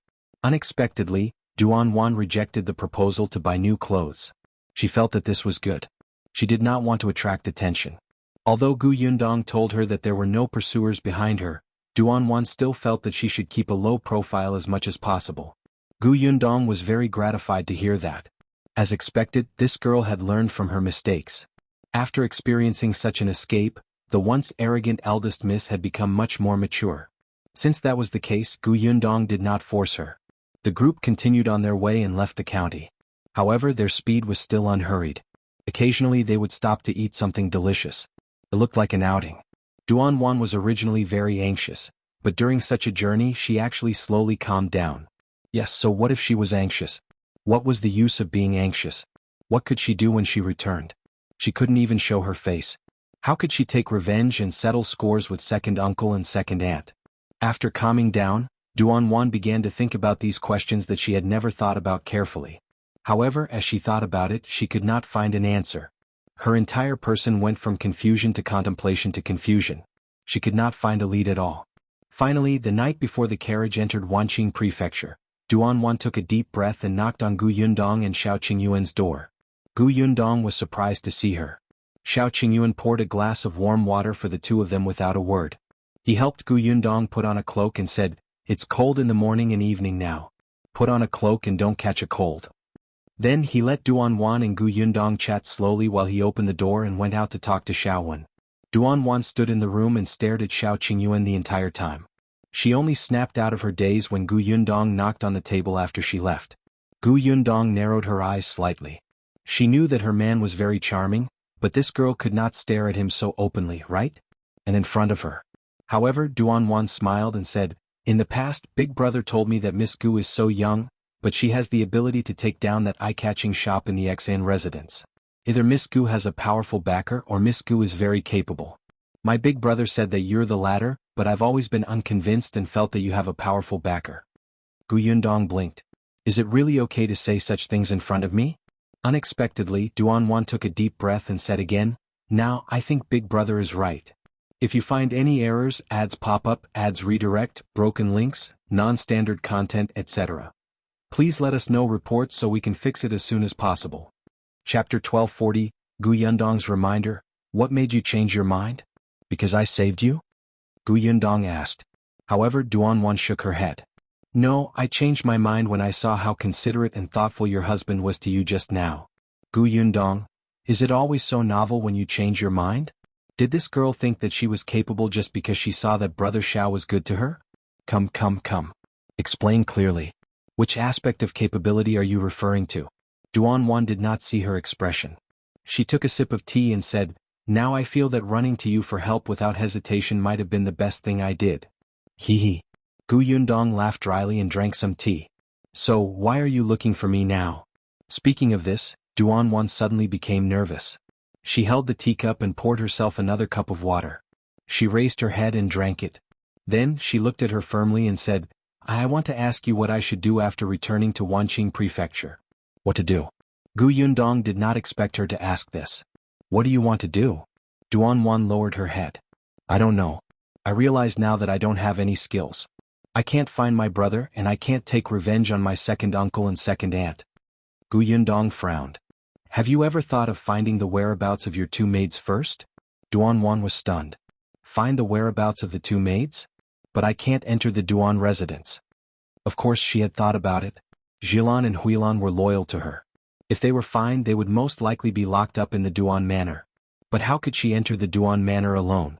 Yundong rubbed her forehead. Alright, she could not expect a girl who had always been pampered and did not need to use her brain to think about these things. Forget it, I'll just treat it as returning Duan Qian's favor. Yundong could only remind her, you can't enter the Duan mansion, but the people from the Duan mansion can always come out. For example, the maidservant who reported to you previously. That maidservant. She usually serves in the mansion and doesn't come out often. Duan hesitated. She always felt that the way Miss Gu looked at her just now was as if she was looking at someone retarded. But she wasn't wrong. Yundong secretly clenched her fists and put on a smile. She said, Did you tell me that your brother's managers are loyal to him? Duan nodded and met Yundong's gaze. She suddenly had a flash of inspiration and reacted belatedly. You're saying that I can ask these managers for help? Let them send a letter to that maidservant or other maidservants in the residence who are loyal to me and then tell me the whereabouts of Xilan, Huilan, and the others? She was finally worthy of being taught. Yundong nodded and took a sip of tea. That's right. As for how those managers operated, there were many ways. Although they were working outside, they definitely had connections in the residence and they were very strong. Not to mention anything else, it was just a matter of convenience for the kitchen staff to pass on a message, or for these servants in the outer courtyard to pass the message to a certain maidservant or old woman in the inner courtyard. In the entire Duan family, she believed that there were definitely more people loyal to Duan Qian than to Second Master Duan. If you find any errors, ads pop up, ads redirect, broken links, non-standard content, etc., please let us know reports so we can fix it as soon as possible. Chapter 1241. Recent news of Wanqing Prefecture. Duan slowly understood what Gu Yundong meant. She gradually became confident. Yes, although Big Brother was not around, the people he left behind were all around. If she secretly contacted them, she would be able to find Jilan and Huilan's whereabouts first. Eldest brother was right. Lady Gu was indeed a capable person. Duan's eyes lit up. She grabbed Gu Yundong's hand. Then what should I do next? Gu Yundong almost spilled the water in her cup. The corners of her mouth twitched. After a while she said, well, no, later. We haven't arrived at Wanqing Prefecture and don't know the situation inside. It's useless to say anything now. We have to analyze the specific situation. Duan nodded repeatedly. Yes, you're right. Gu Yundong exhaled. Then go back tonight and think about who is the most trustworthy person in charge. Duan understood and said seriously, okay, I'll think about it carefully. Thank you, Yundong. With that, she stood up. Then I'll go back first. Have a good rest. As soon as she finished speaking, she had already opened the door and left. Gu Yundong drank the warm water in one gulp. Qingyuan pushed open the door and entered. Are you done? Yes. Gu Yundong sighed and shook his head. Women are really fickle. One moment she called me Miss Gu and then she called me Yundong affectionately. They were clearly not that close. Qingyuan glanced at her. You're a woman too. Gu Yundong, you really have no desire to live. Go to bed early. Well, enter the city tomorrow. The next morning the five of them set off again. Perhaps because she had a goal, Duan looked energetic today as if she was full of fighting spirit.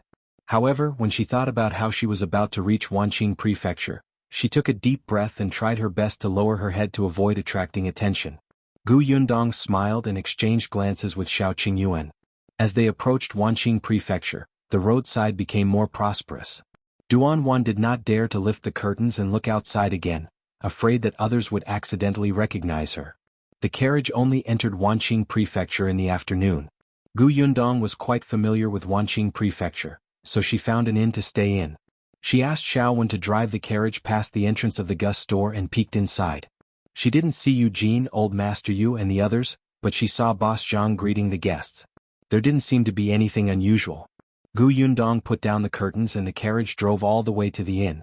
After they reserved rooms, Duan said to Gu Yundong impatiently, there's a manager surnamed Lin.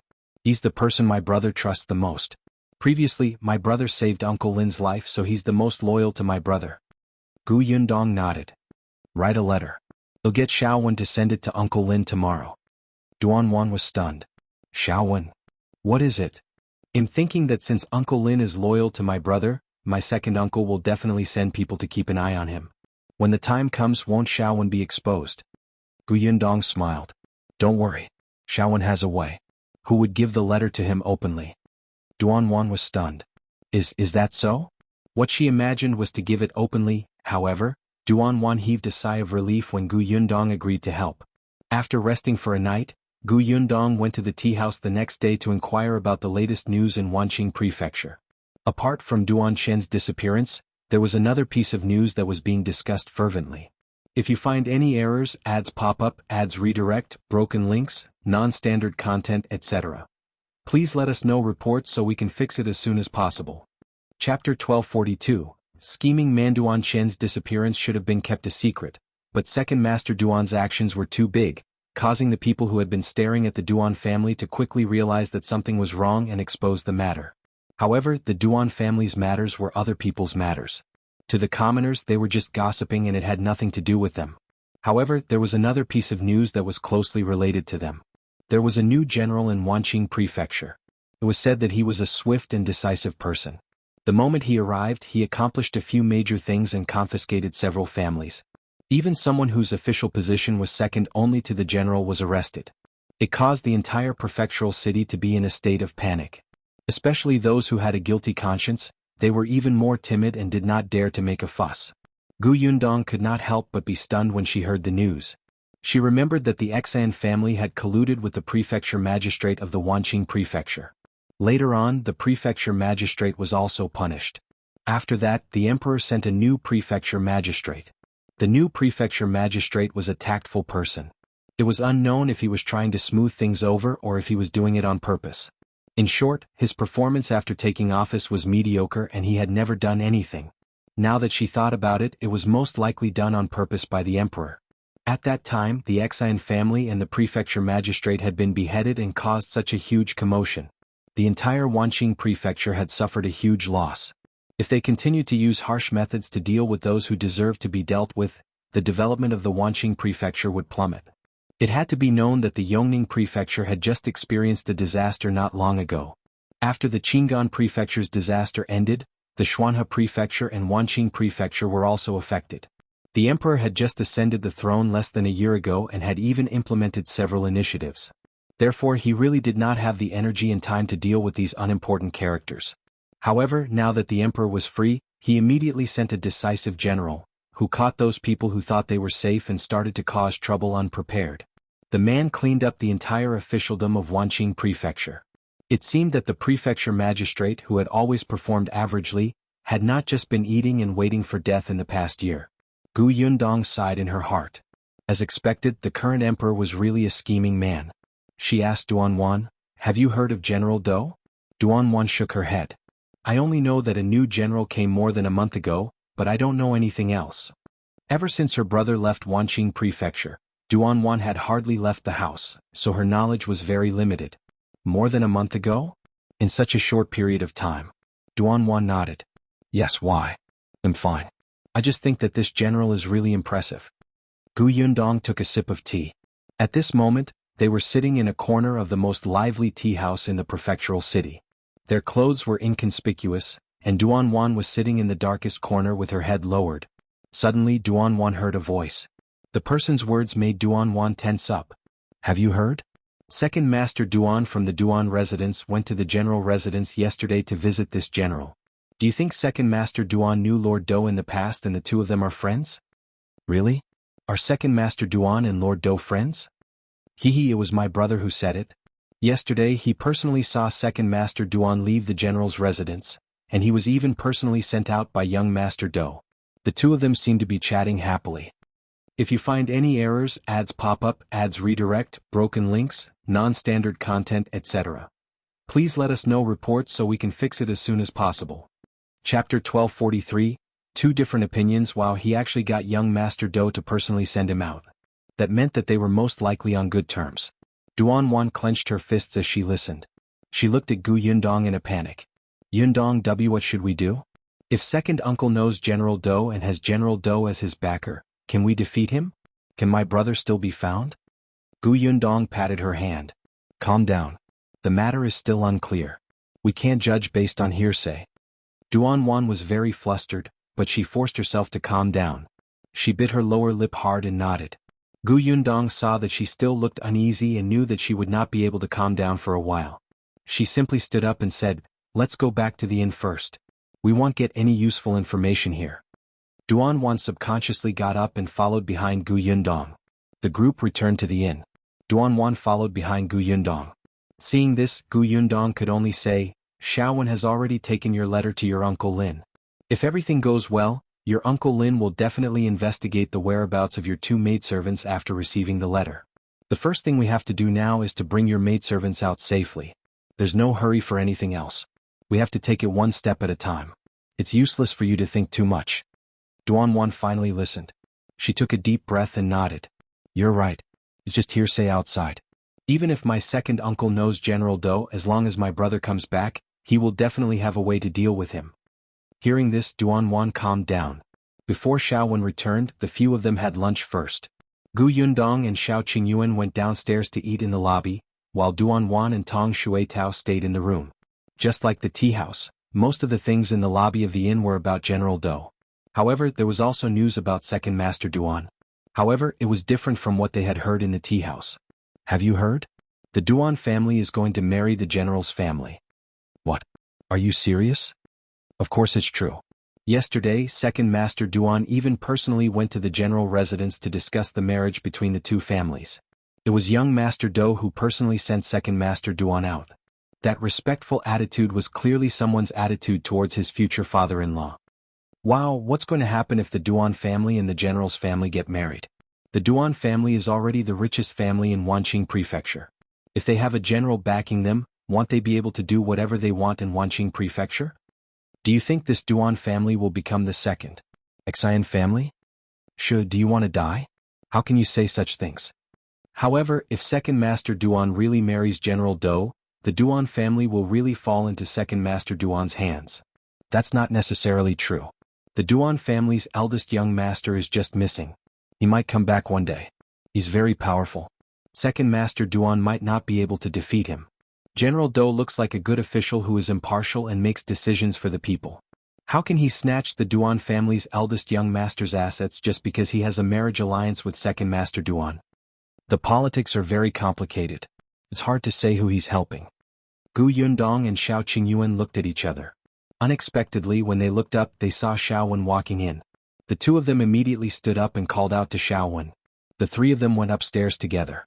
As soon as they entered the room, Duan looked at Xiaowen anxiously and asked expectantly, "How did it go? Did you give the letter to Uncle Lin?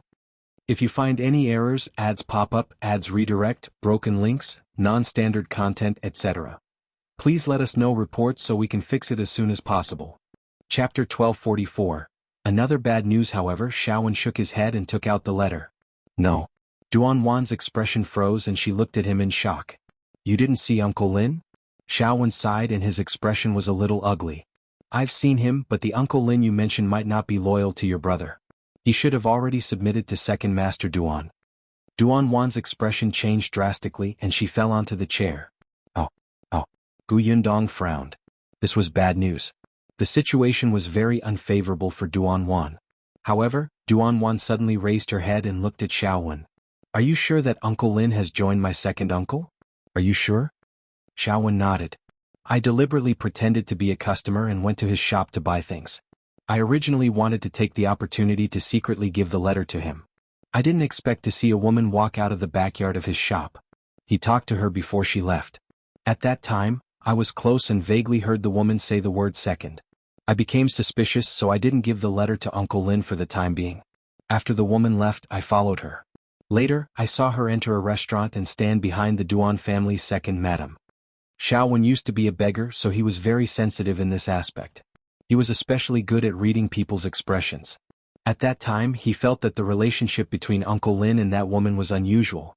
Although there was no physical contact, the two of them gave off a very ambiguous feeling when they stood together. Uncle Lin looked at the woman affectionately. After hearing everything, Duan's expression changed, but she still asked in disbelief, "What does that woman look like?" After Xiaowen described it, Duan's expression became even worse. "That's my second aunt's housekeeper. A few years ago, her husband passed away and she has been alone since. She's someone my second aunt trusts." Now that he said that, what else could he not understand? Uncle Lin had probably been turned by second aunt Duan's honey trap. The woman was indeed good-looking, and judging from her age, she was only in her early 20s. She was in her prime. Duan gritted her teeth, her heart filled with hatred. However, Yundong was very calm. "We've also analyzed this matter. Since your second uncle dares to cause trouble at this time, he must have something to rely on. It's not like he was completely unprepared. Since Uncle Lin can't be trusted, let's change to another person. It can't be that all the managers have been instigated to defect." Duan nodded vigorously. Yes, not everyone is as ungrateful as Uncle Lin. She could not panic. It did not matter. She was not alone now.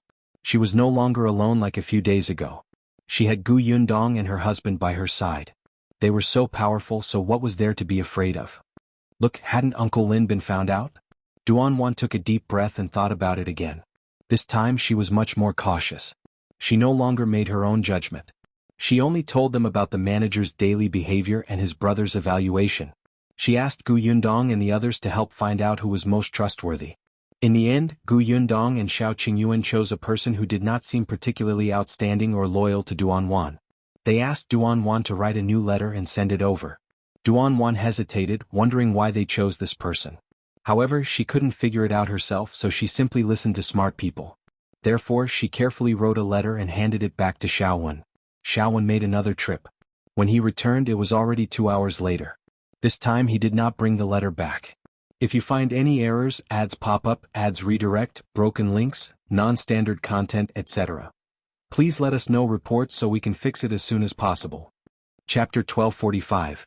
Meeting Uncle Yu. Next, let's wait for the news. Duan exhaled and nodded. However, the news came faster than she thought. The next morning, Xiaowen brought back news about shopkeeper Luo. Shopkeeper Luo asked them to meet at Anhui Restaurant, which was a street not far from here. Gu Yundong and the others tidied up, leaving Tong Shuitao and Xiaowen to wait at the inn. The three of them headed to Anhui Restaurant. They left early and arrived at the restaurant before lunch. Shao Qingyuan specially looked around the restaurant before going to the private room on the second floor. They chose a good spot. When they opened the window, they could see the people coming in from the entrance. Duan was a little nervous and got up several times to see if shopkeeper Luo had arrived. It was not until noon that shopkeeper Luo appeared at the door in a low-key manner. Shopkeeper Luo was not eye-catching to begin with. When he was expressionless, he looked very unlikable. No wonder Duan said that shopkeeper Luo was not very popular and Duan Qian would not hand over many important things to him. It was not that he did not trust him, but shopkeeper Luo's expression was as if someone owed him millions of taels of silver. It was very easy for such a person to fail when he went out to discuss business with others. Therefore, shopkeeper Luo was suitable for staying in the rear. Shopkeeper Luo came in. When he saw Gu Yundong and Xiao Qingyuan, he was slightly stunned. However, the next moment he saw Duan's slightly excited eyes and walked up to her in a few steps. Eldest Mississippi. Uncle Luo. Duan stood up, not knowing what to do. Shopkeeper Luo waved his hand and let her sit. Then he asked, they're my friends? Thanks to them they saved me. Shopkeeper Luo immediately thanked Xiao Qingyuan and Gu Yundong. Gu Yundong waved her hand. There's no need to thank us. You guys continue chatting. We'll go out first. Duan looked at them nervously, but Gu Yundong still went out. There were some things that Duan had to face personally. She could not help her sort everything out. Shopkeeper Luo sighed in his heart. Eldest Miss was lucky to have met a benefactor who helped her. After they left, shopkeeper Luo said, I already know everything, Eldest Mississippi. I'm sorry, we didn't consider it carefully. I didn't expect Second Master to actually attack you. Fortunately, Eldest Miss came back safely. Eldest Miss, don't worry. Eldest Young Master will definitely be fine. Well, wait for him to come back. Duan's nose was a little sore. She hummed heavily. I also believe that my brother will come back. Shopkeeper Luo said, as for what Eldest Miss said in the letter about Jilan and Huilan, I've already asked someone last night. They're both in the Duan manor now, but what? Duan asked anxiously. Shopkeeper Luo sighed. It's just that both of them are injured. I heard from the maids in the residence that Second Madam beat them up on the grounds that they lost Eldest Miss, and she didn't let the doctor treat them. They're running a high fever and their condition isn't good. Duan suddenly stood up and clenched her fists tightly. This old woman? Eldest Miss, calm down first.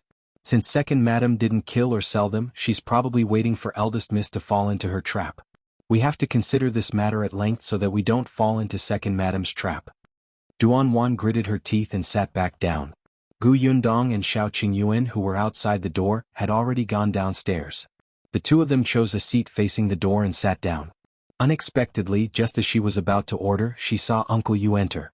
If you find any errors, ads pop up, ads redirect, broken links, non-standard content, etc., please let us know reports so we can fix it as soon as possible. Chapter 1246. Uncle Yes. Second Spring. Gu Yundong looked at Uncle Yu in surprise. She had wanted to raise her hand to greet him. Unexpectedly, there was another person following behind Yu Yanghong. It was a woman who looked to be in her 30s. She followed Yu Yanghong's footsteps. Yu Yanghong did not see Gu Yundong. He quickly found a table next to them and sat down. Gu Yundong turned her head curiously. Yu Yanghong's back was facing him. The woman sat beside him and poured him water eagerly. Gu Yundong raised his eyebrows. What was going on? Was Uncle Yu going to develop a second relationship? Just as she was thinking about it, she heard Yu Yanghong's impatient voice. If you have something to say, say it. I still have a lot of things to do in my shop. I'm very busy. I know that Brother Yu is busy, but no matter how busy you have to rest, right? Otherwise, how can your body take it? Besides, isn't Boss Zhang working in the shop? Why does he need you, the boss, to do it yourself? The woman covered her mouth and laughed. She glanced at Yu Yanghong shyly. Yu Yanghong couldn't help but shiver. He said seriously, I've already said that I'm not the boss. The boss of the provision store is someone else. Our family works for someone. At most we're half a shopkeeper. The woman laughed. Brother Yu, you're doing it again. If it's not your shop, why can you make all the decisions? If you're not the owner, why would your family of 3 work in the shop all day long? Which boss was so blind? It was fine if they hired Yu Yanghong and Eugene, but they even wanted someone as old as Grandpa Yu? Who were they lying to? Yu Yanghong had a headache. He had explained many times, but this person just didn't believe him. But he could not casually tell outsiders about Gu Yundong. He was really impatient and decided not to dwell on this matter. He said directly, previously you said that someone had designs on our shop, so I followed you out. You should tell me what happened first. The woman smiled and said, Why are you in such a hurry? We haven't ordered the dishes and haven't eaten yet. We haven't even spoken much. Yu Yanghong frowned. Then order the dishes first.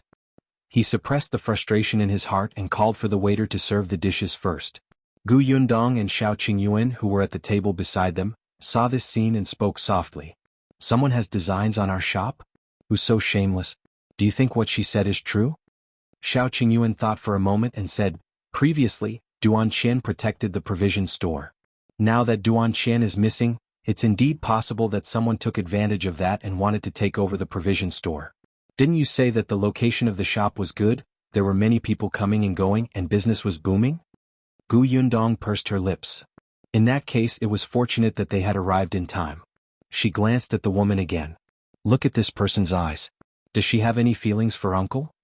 Shao Qingyuan glanced over and happened to see the woman blinking at Yu Yanghong with a lustful expression. He quickly turned his head and looked at his wife's face to wash his eyes. Then he nodded affirmatively. Most likely.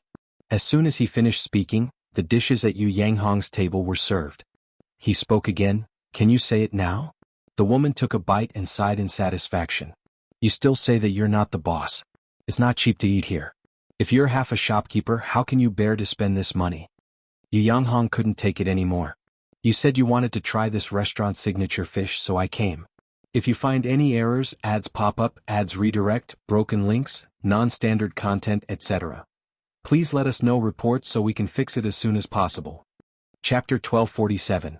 Second Master Duan comes to the store. The woman's face instantly turned red. So you care so much about my words? I said I wanted to come, so you brought me here. Yu Yanghong, Gu Yundong and Shao Qingyuan were speechless. However, the woman continued, Brother Yu, actually I also think that you're a good person. Look, your wife has been gone for a few years and I'm alone. Why don't we make do with each other? This way your shop will be my shop. Whoever has designs on your shop will make things difficult for me. He'll definitely tell you who that person is. Gu Yundong was amazed. Were there still such open-minded women in this day and age? Yu Yanghong was also stunned. He looked in disbelief at the woman in front of him whose eyes were emitting light. His body trembled violently. He had thought that this woman might want to get some benefits from him, such as a meal at Anhui restaurant or asking him to give her some money. However, he did not expect this person to have such thoughts. How was this possible? Yu Yanghong's expression changed and he flatly refused. That's impossible. I still have to observe mourning for my mother for 3 years. Gu Yundong held her forehead. This reason was very ordinary. As expected, the woman did not care at all. Isn't it full in less than a year? We can be engaged first. I'm not in a hurry. I already said that the shop isn't mine. Why are you still lying to me? Don't worry, I won't covet your shop. I know that your shop will be left to your son in the future. I just want to take good care of you because you've worked hard. There are only 3 men in your family. It's inconvenient without a woman to manage it. Yu Yanghong regretted coming out with her. He felt that he might have been tricked. Seeing that he was speechless, the woman immediately threw him another coquettish look. Don't worry, after we're married, he'll definitely take good care of the entire family. We're both to be married for the 2nd time, so those betrothal gifts and dowry don't need to be much. A little something is enough. As for me, Yu Yanghong's forehead was covered in sweat when he heard this. He felt that if he didn't stop her, this woman would probably have even planned to give birth. He wanted to say something, but he couldn't think of a suitable reason. Seeing that she was getting more and more exaggerated, he blurted out in a moment of desperation, I don't like you. The entire world fell silent. Gu Yundong almost choked. Shao Qingyuan hurriedly patted her back. Calm down. Uncle Yu is good. Gu Yundong held back her laughter and gave him a thumbs up. Shao Qingyuan raised his chin. He's done for. As expected, after a moment of silence, the woman suddenly stood up. She pointed at Yu Yanghong and said, "All right, you're good. You're really good. You don't like me, right? Then wait for your shop to be demolished. You old fart, do you really think you're so handsome? Do you think you're so great just because you have money?" After saying that, she turned around and left. After taking a few steps, she came back unwillingly. She glanced at the dishes on the table and sat down to eat resentfully. Gu Yundong and the other two were speechless. When the woman was almost done eating, she stood up fiercely, splashed the tea on the table on Yu Yanghong's face and strode away. Gu Yundong looked at Yu Yanghong, who had a black face and was in a sorry state, and sighed. It was at this moment that the eldest son of the Zhang family ran into the restaurant, panting and looking very flustered. "Yanghong, something bad has happened. The Duan family's second master Duan has brought young Master Do to our shop. If you find any errors, ads pop up, ads redirect, broken links, non-standard content, etc. Please let us know reports so we can fix it as soon as possible." Chapter 1248. Going to the provision store. Yu Yanghong's expression suddenly changed. He suddenly stood up and hurriedly followed the eldest son of the Zhang family. Before eldest brother Zhang left, he turned around in surprise and looked in Gu Yundong's direction. However, before he could see clearly, he was pulled away by Yu Yanghong. Gu Yundong and Shao Qingyuan also stood up and frowned at the same time. "Let's go to the shop." Second Master Duan brought young Master Do? That young Master Do from the general residence? Gu Yundong recalled what the woman had said just now. Someone had designs on the provision store. Could it be Second Master Duan? She was so angry. Second Master Duan's family matters were still in a mess, but he had already started to reach out to other places. However, just as the two of them were about to leave the restaurant, Gu Yundong suddenly stopped. She thought of Duan Wan, who was still talking to shopkeeper Luo upstairs. She frowned and said, "You go first. They'll bring Duan Wan back to the inn before going over." "All right, be careful." Shao Qingyuan nodded. "Don't worry. With me around, no one can have any ideas about the provision store." "Yes, I know." Only then did Shao Qingyuan turn and leave the restaurant. Gu Yundong slowly exhaled and walked towards the stairs. Coincidentally, when he reached the staircase, the door of the private room was opened and shopkeeper Luo walked out. When he saw Gu Yundong, he nodded slightly and said, "I'll leave eldest miss to you." With that, he lowered his head and left expressionlessly. Gu Yundong walked into the private room and saw Duan Wan sitting alone at the table. She did not look too good. It seemed like shopkeeper Luo had brought bad news. Duan Wan raised her head. When she saw her, she strode towards her. "Yundong, Uncle Luo said that Jilan and Huilan are not in good condition. My second aunt beat them half to death and they are still locked up in the house with a fever. If we don't save them now, they will die." Just as she finished speaking, she saw Gu Yundong's dark expression. She was shocked. What's wrong? Did she think that her matters were too troublesome and did not want to care about her? Gu Yundong shook her head. "It's fine. Let's go. They'll bring you back to the inn first." "Bring?" Duan Wan was a little puzzled. Only then did she feel that something was wrong. Alright, where was Shao Qingyuan? Why was he gone? Duan Wan opened her mouth but did not dare to ask or say anything. She just followed Gu Yundong out of the restaurant. Gu Yundong's footsteps were very fast, and Duan Wan had to jog to catch up. When they returned to the inn, she panted and asked softly, "Yundong, did something happen to you?" "Yes, something happened in my provision store. Brother Shao went to deal with it first. I have to go too. Rest at the inn first. He'll get Shui Tao to accompany you." "Something happened to the provision store? What is it?" "I can help." Duan Wan stopped mid-sentence. That's right. She couldn't even protect herself now. What ability did she have to help others? It was already good enough that she wasn't a burden. She took a deep breath slowly and said, "All right, I'll stay in the inn. Go ahead." Gu Yundong nodded and instructed Tong Shui Tao before leaving with Xiaowen. Duan Wan blamed herself. Shao Qingyuan went to the shop first, but Gu Yundong specially waited at the restaurant to send her back before leaving. She was worried about her. She had to think of a way to rescue Jilan and Huilan. She could not trouble them anymore. Duan Wan sat in the room and looked down, deep in thought. If you find any errors, ads pop up, ads redirect, broken links, non-standard content, etc. Please let us know reports so we can fix it as soon as possible. Chapter 1249. This is a shady shop. Tong Shuetao, who was at the side, was very anxious. She also wanted to follow, but Miss Duan could not be left alone. She did not know if Shao Qingyuan had arrived in time to resolve the matter in the shop. Shao Qingyuan, who was being nagged about, had already followed Yu Yanghong and Boss Zhang to the door of the shop. There were 4 people standing in the shop. Eugene, Old Master Yu, Second Master Duan, and a young man in luxurious clothes with his back facing Shao Qingyuan, who should be young Master Dou. There were still some people watching outside the shop. Shao Qingyuan vaguely saw that the woman who wanted to have a second relationship with Uncle Yu was also there. There was a middle-aged man beside her, frowning and looking very frustrated. Shao Qingyuan walked over and heard the man say softly, "Why is Second Master Duan here?" The woman sighed. Not only did he come, but he also brought young Master Dou along. Looks like the rumors are true. Second Master Duan and the Dou family really have a deep relationship. However, if that's the case, I'm afraid you won't be able to have any ideas about this provision store. It's all your fault. You can't even handle an old man. The woman was furious. If it weren't for the fact that there were people around, she would have jumped up and scolded him. Shao Qingyuan raised his eyebrows. It seemed that the person the woman was talking about was not Second Master Duan. He glanced at the middle-aged man and looked into the provision store before the other party turned around. At this moment, Second Master Duan was nitpicking. I've already said that this grocery store is a scam. Just because it's the only grocery store in this area that has everything, it sells especially expensive things. The neighbors nearby have long suffered. Eugene sneered. Second Master Duan, don't lie through your teeth. The things in our provision store have always been priced fairly. How are they expensive? Besides, if our shop was a scam, the government would have sent people to close it long ago. Why would they allow us to open it for so long? Second Master Duan chuckled. Who doesn't know that you have dealings with Wu Tongfeng, the Imperial Court's criminal? Previously, Wu Tongfeng was a secondary general. With his support, who would dare to close your shop? Now that Wu Tongfeng has fallen, I think your days of tyranny are over. This Wu Tongfeng was the secondary general that General Dou had personally pulled down.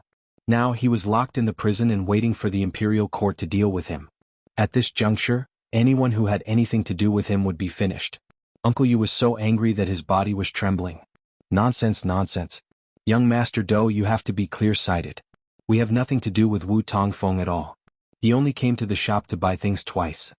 Could it be that everyone in the prefecture capital who has done his business is related to him?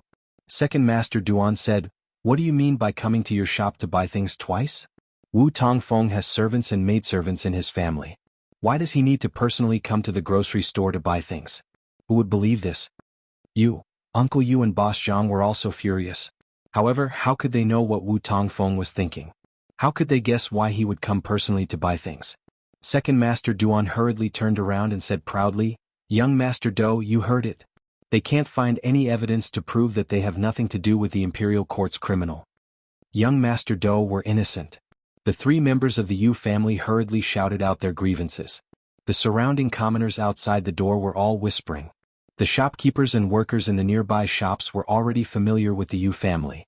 They knew that they were honest and dutiful, so they naturally believed him. If you find any errors, ads pop up, ads redirect, broken links, non-standard content, etc., please let us know reports so we can fix it as soon as possible. Chapter 1250. In their boss, however, there were also people who couldn't bear to see others doing well and were jealous of the Yu family's business. They couldn't wait to add insult to injury. On the other hand, young Master Dou did not speak. He raised his eyes and carefully sized up the entire shop. After a while, he turned around and looked at the 3 members of the Yu family. Shao Qingyuan was stunned when he saw young Master Dou's face. This young Master Dou.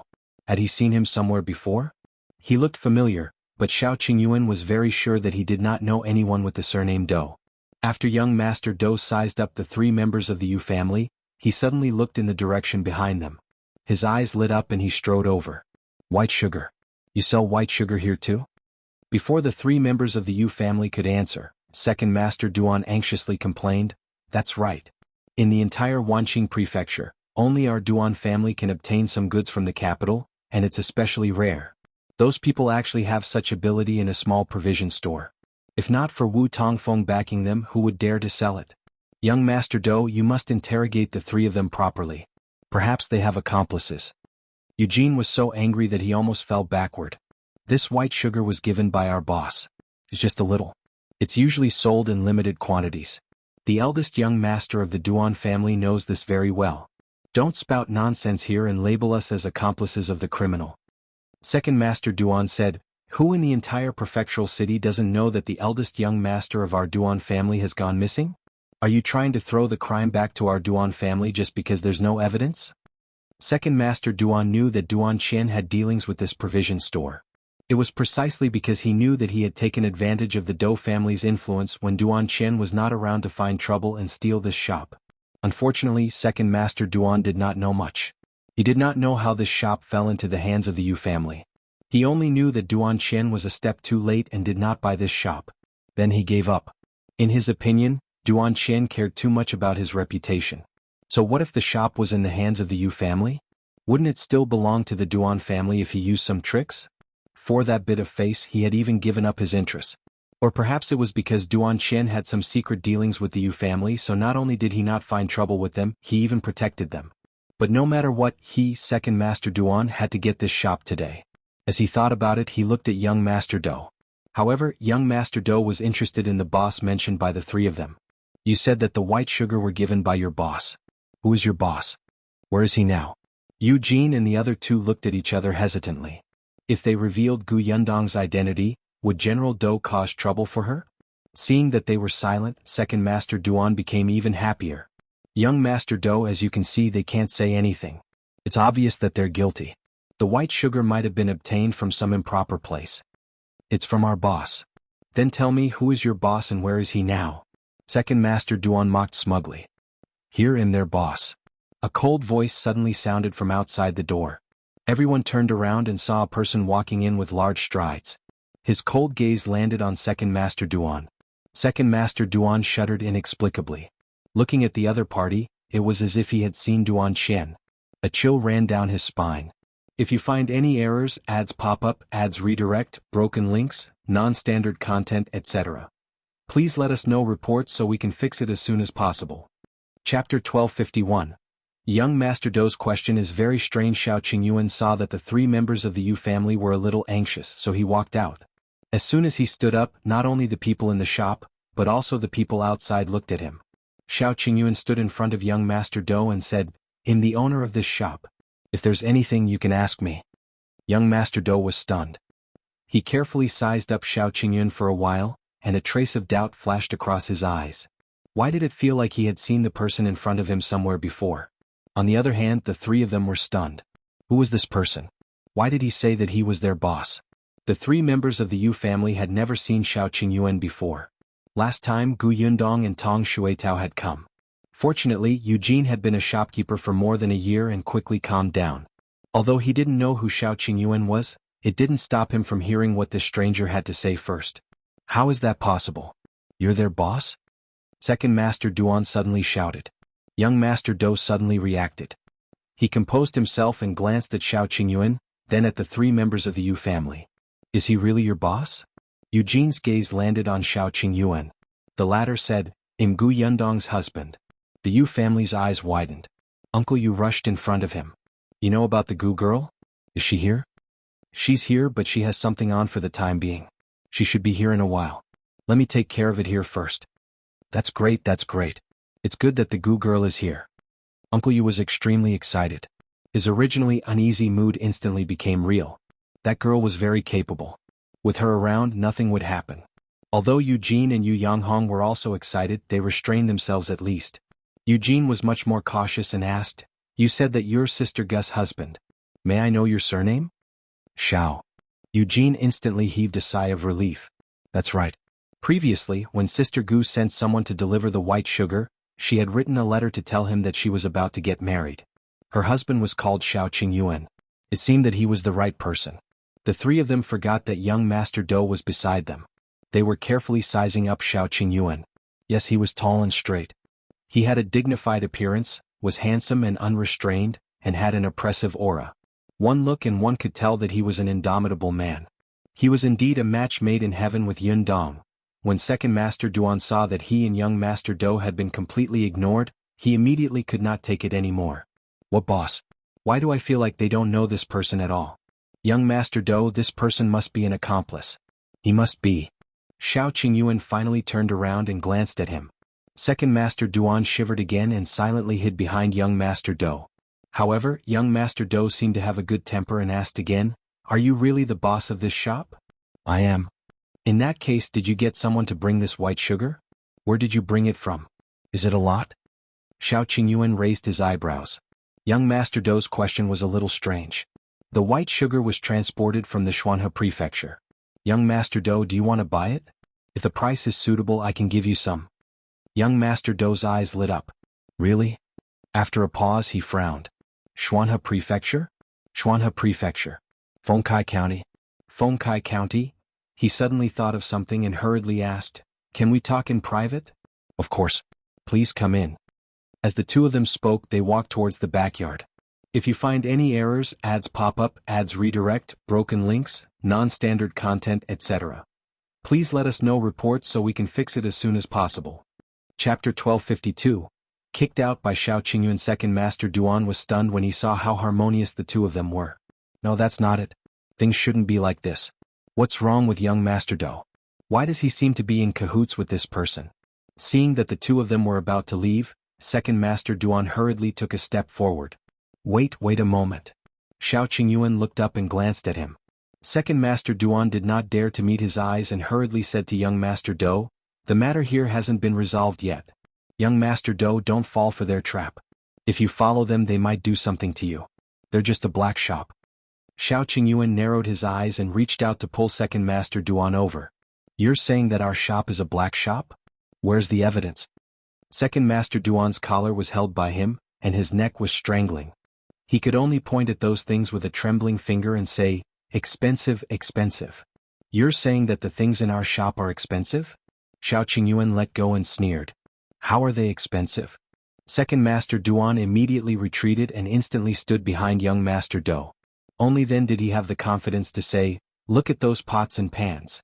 Every one of them is already 2 to 3 copper coins more expensive than those in the other shops. And those tea leaves and wine are even more expensive by more than one tael. Oh right, that wicker basket is also dozens of copper coins more expensive than other grocery stores." Shao Qingyuan sneered. "Our so-called black shop is only a little more expensive than others? Do you have a misunderstanding about shady shops? The things in our shop are expensive. Did we force customers to buy them? Did we force them to fork out money, or are the customers not allowed to leave after entering the shop?" According to Second Master Duan's logic, the good things in the Duan family were all ridiculously expensive.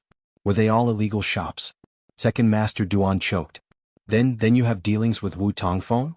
"What dealings?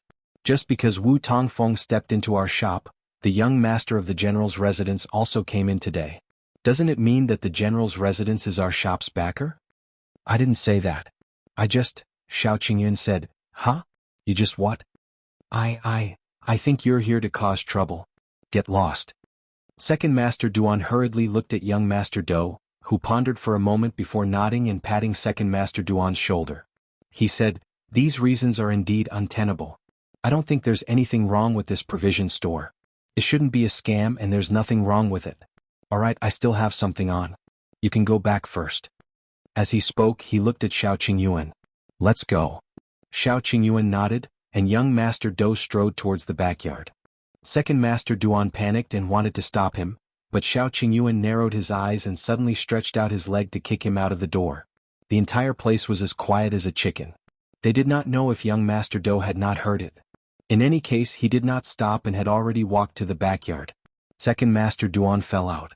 If not for the fact that many people were watching the commotion outside the door and caught him, his bones would have broken. However, Shao Qingyuan took a few steps forward and approached him. "Don't stretch your hand too far. Do you think you can scheme against this shop? If there's a next time, don't even think about getting up again." As he spoke, he raised his head and looked at the faces of the onlookers outside. Finally, he paused on the faces of the woman and the middle-aged man. He snorted and turned to leave. Everyone present was so frightened by this change that they stood rooted to the ground. No one dared to move. Only when Shao Qingyuan's back was completely gone in the backyard did everyone heave a sigh of relief and begin to discuss softly. If you find any errors, ads pop up, ads redirect, broken links, non-standard content, etc., please let us know reports so we can fix it as soon as possible. Chapter 1253. Thrown out by Yundong again. Second Master Duan finally got up with much difficulty. His nose was about to turn crooked from anger, and his expression was extremely ugly. He pushed away a few people who were supporting him and staggered back inside. Eugene also reacted from the shock of Shao Qingyuan's attack. He hurriedly stood in front of Second Master Duan and sneered. "Why, you still dare to come in? Aren't you afraid that our boss will give you another kick?" Second Master Duan flinched and took a small step back while holding his stomach that was spasming in pain. However, he was unwilling to accept this. He, the dignified second master of the Duan family, had never suffered such a great humiliation. This lousy owner of some grocery store actually dared to be so ruthless. This time, the entire Wanqing Prefecture knew that he had lost face. He wanted to take revenge and seek justice from young Master Do. Young Master Do definitely did not hear it just now. Otherwise, he would definitely have gotten someone to arrest this lousy boss. When Yundong and Xiaowen arrived, they happened to see Second Master Duan and Eugene confronting each other. She didn't see Shao Qingyuan. Yundong found it strange and strode in along the path that Xiaowen had created. "Grandpa Yu, Uncle Yu, where's big brother Shao?" The three members of the Yu family and eldest brother Zhang suddenly heard a familiar voice and immediately turned around. When they saw Yundong, joy flashed across their faces. "Gu girl, is it really you? You're back. That's great, that's great." Grandpa Yu was the most excited. He ran to Yundong and sized her up for a while. When he saw that she had a married woman's hairstyle, he immediately smiled. "I heard that you're already married. Congratulations. I just saw your husband. He's quite good looking." "Is that so?" Yundong saw how happy they were and thought that they were fine. "I haven't seen you for a long time. You look more energetic and younger." "Ha ha ha ha." Grandpa Yu was overjoyed. "It's all thanks to you. If you hadn't taken care of us and handed the store to us to manage, our lives wouldn't have gotten better. I have something to do every day. Wouldn't I be even more energetic? By the way, when did you come to Wanqing residence?" Seeing that he was happy, Eugene quickly reminded him, "Grandpa, Sister Gu must be worried about her husband. Let's talk about it later. Let her go find him first." Grandpa Yu patted his head. Yes. Look, I'm confused. Brother Shao is in the backyard talking to young Master Do." "Talking to young Master Do?" Yundong was surprised and walked in. When she passed by Second Master Duan, she was stunned for a moment. She frowned and asked, This is the second master of the Duan family." Yundong was enlightened. "So you're the one who came to cause trouble for our provision store." She turned around and instructed Xiaowen, "This kind of person standing here is simply an eyesore. Throw him out." Second Master Duan widened his eyes in shock. "You dare?" He had just been kicked out and crawled back. Where did this wild girl come from? How dare she ask someone to throw him out? "Do you think I dare?" Yes. Xiaowen did not say anything else and Eugene rushed over to help. The two of them lifted the struggling Second Master Duan and threw him out the door. The scene fell silent again. Yundong could not wait to run into the backyard. Just as she reached the door of the reception hall, an unfamiliar voice suddenly came from inside. "So it's you? If you find any errors, ads pop up, ads redirect, broken links, non-standard content, etc. Please let us know reports so we can fix it as soon as possible." Chapter 1254. Old Acquaintance. Yundong was stunned. Why was this voice so agitated? Without thinking, she pushed open the door of the hall and saw a man in luxurious clothes grab Shao Qingyuan's hand. Yundong was speechless. What was going on? The two people in the room turned to look at her at the same time. Shao Qingyuan suddenly pulled his hand out. Young Master Do also realized what was going on and immediately coughed awkwardly. Yundong's gaze landed on him. As she sized him up, she walked to Shao Qingyuan's side and asked softly, "What happened?" Shao Qingyuan took her hand and introduced, "This is my wife, Yundong. We just got married at the end of August." "So it's sister-in-law. My apologies." Young Master Do immediately cupped his hands towards her with a very kind attitude. Yundong nodded slightly, but the confusion in her eyes became even more obvious. Only then did Shao Qingyuan say in a low voice, "This is the young master of Wanqing Prefecture's General Do Fukang." Yundong asked, You know each other? Do you remember what I told you? When I was 8 years old, I was sold to human traffickers by Boss Li. Later, I met a child who was also trafficked. The two of us escaped together. Do Fukang was the other kid." Yundong widened her eyes in shock. "No way, what a coincidence." Do Fukang laughed heartily. That's right. Even when I think about it now, I still feel that it was very dangerous. If it wasn't for Brother Shao, I'm afraid that I wouldn't even know where I would be suffering now. I might even have lost my life. So many years have passed and I didn't expect to see you again. No wonder I felt that you looked very familiar when I saw you just now, but I couldn't remember where I had seen you. If you hadn't mentioned your name just now, I'm afraid we would have missed each other again. Shao Qingyuan raised his eyebrows. I didn't know your real name was Do Fukang. Young Master Do coughed lightly and said with some embarrassment, at that time our family had many enemies and it was not appropriate for us to use our real names when we were wandering outside. That was why I was unable to tell you the truth. Please forgive us. Understood. Back then, when Shao Qingyuan was 8 years old, Do Fukang was actually a year older than him. The two of them had grown up, so when they met just now they felt a sense of familiarity. However, Shao Qingyuan really didn't remember anyone with the surname Do. On the other hand, when Do Fukang heard Shao Qingyuan's name, he quickly remembered. After checking, he realized that they were old acquaintances. Yundong was stunned. I didn't expect you to have such a relationship. Isn't that so? Do Fukang was very happy. The Do family could be considered as having a military background. However, in Do Fukang's generation, an unconventional person like him had appeared. He liked to study literature and not martial arts. Fortunately, he had an elder brother who was outstanding in martial arts, so the Do family did not force him. They thought that it was good to have a scholar in the family so that they would not be called boors when they went out. Unexpectedly, when Do Fukang was 9 years old, he suddenly encountered a disaster and was kidnapped. He had talent and brains, but his martial strength could not keep up. Even if he had countless plans in his mind, he would ultimately lose to his body that was too weak. Later on, he met Shao Qingyuan. Shao Qingyuan had been running up and down the mountain since he was young. It was not a problem for him to fight and escape. Although he was thin, his body was very strong. The two of them worked together to make up for each other's weaknesses and successfully escaped from the hands of those human traffickers. Moreover, they were lucky. As soon as they escaped, they obtained the help of a benefactor and those human traffickers were caught in one fell swoop. If you find any errors, ads pop up, ads redirect, broken links, non-standard content, etc., please let us know reports so we can fix it as soon as possible. Chapter 1255. What happened back then? At this point, Do Fukang suddenly sighed. Recently, I found out that it's not that we were lucky enough to obtain the help of a benefactor. It's indeed because someone secretly helped us escape so smoothly. Shao Qingyuan was stunned. What do you mean? Speaking of their shared experience, Do Fukang did not hide it. Back then, I was captured in Wanqing Prefecture and sent all the way to Qingyuan Prefecture before meeting you. Actually, when I was in Wanqing Prefecture, there was a gap in the house where I was locked up. When I woke up, I saw a young lady outside through the gap. At that time, I asked her for help and wanted to ask her to help find someone to save me. When the time came, I would reward him with a huge sum of money. Unfortunately, the little girl was too young and looked to be less than 5 years old. She looked confused as if she did not understand what he had said at all. Moreover, the human trafficker quickly entered the room. Do Fukang was afraid that the human trafficker would find out that there was a little girl outside and implicate her, so he immediately stopped talking and closed his eyes to pretend to faint. When he looked out again, the little girl was gone.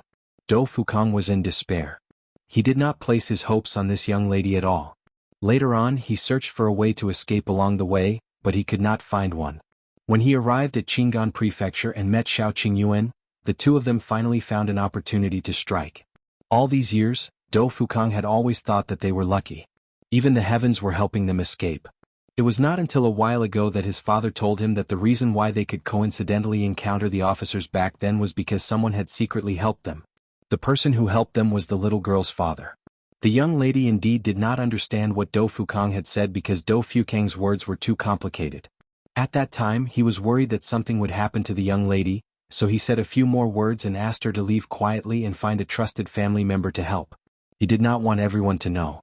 He also told the young lady that this human trafficker was ferocious and it was best to act secretly. Otherwise, they might directly attack the child.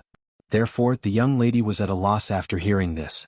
However, after she returned, she still tried her best to replicate Do Fukang's words.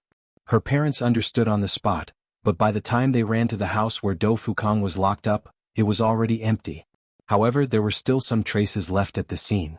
The young lad's parents immediately secretly reported it to the officials, who followed this line all the way to Qingyuan Prefecture. Coincidentally, they encountered Shao Qingyuan and Do Fukang escaping. At that time, they caught the human traffickers at lightning speed. General Do knew about this, But the little girl's parents knew that the human traffickers were ferocious and were worried that they would be implicated, so they were unwilling to make it public. Therefore, General Dou only gave them a thank you gift and did not tell anyone else about this.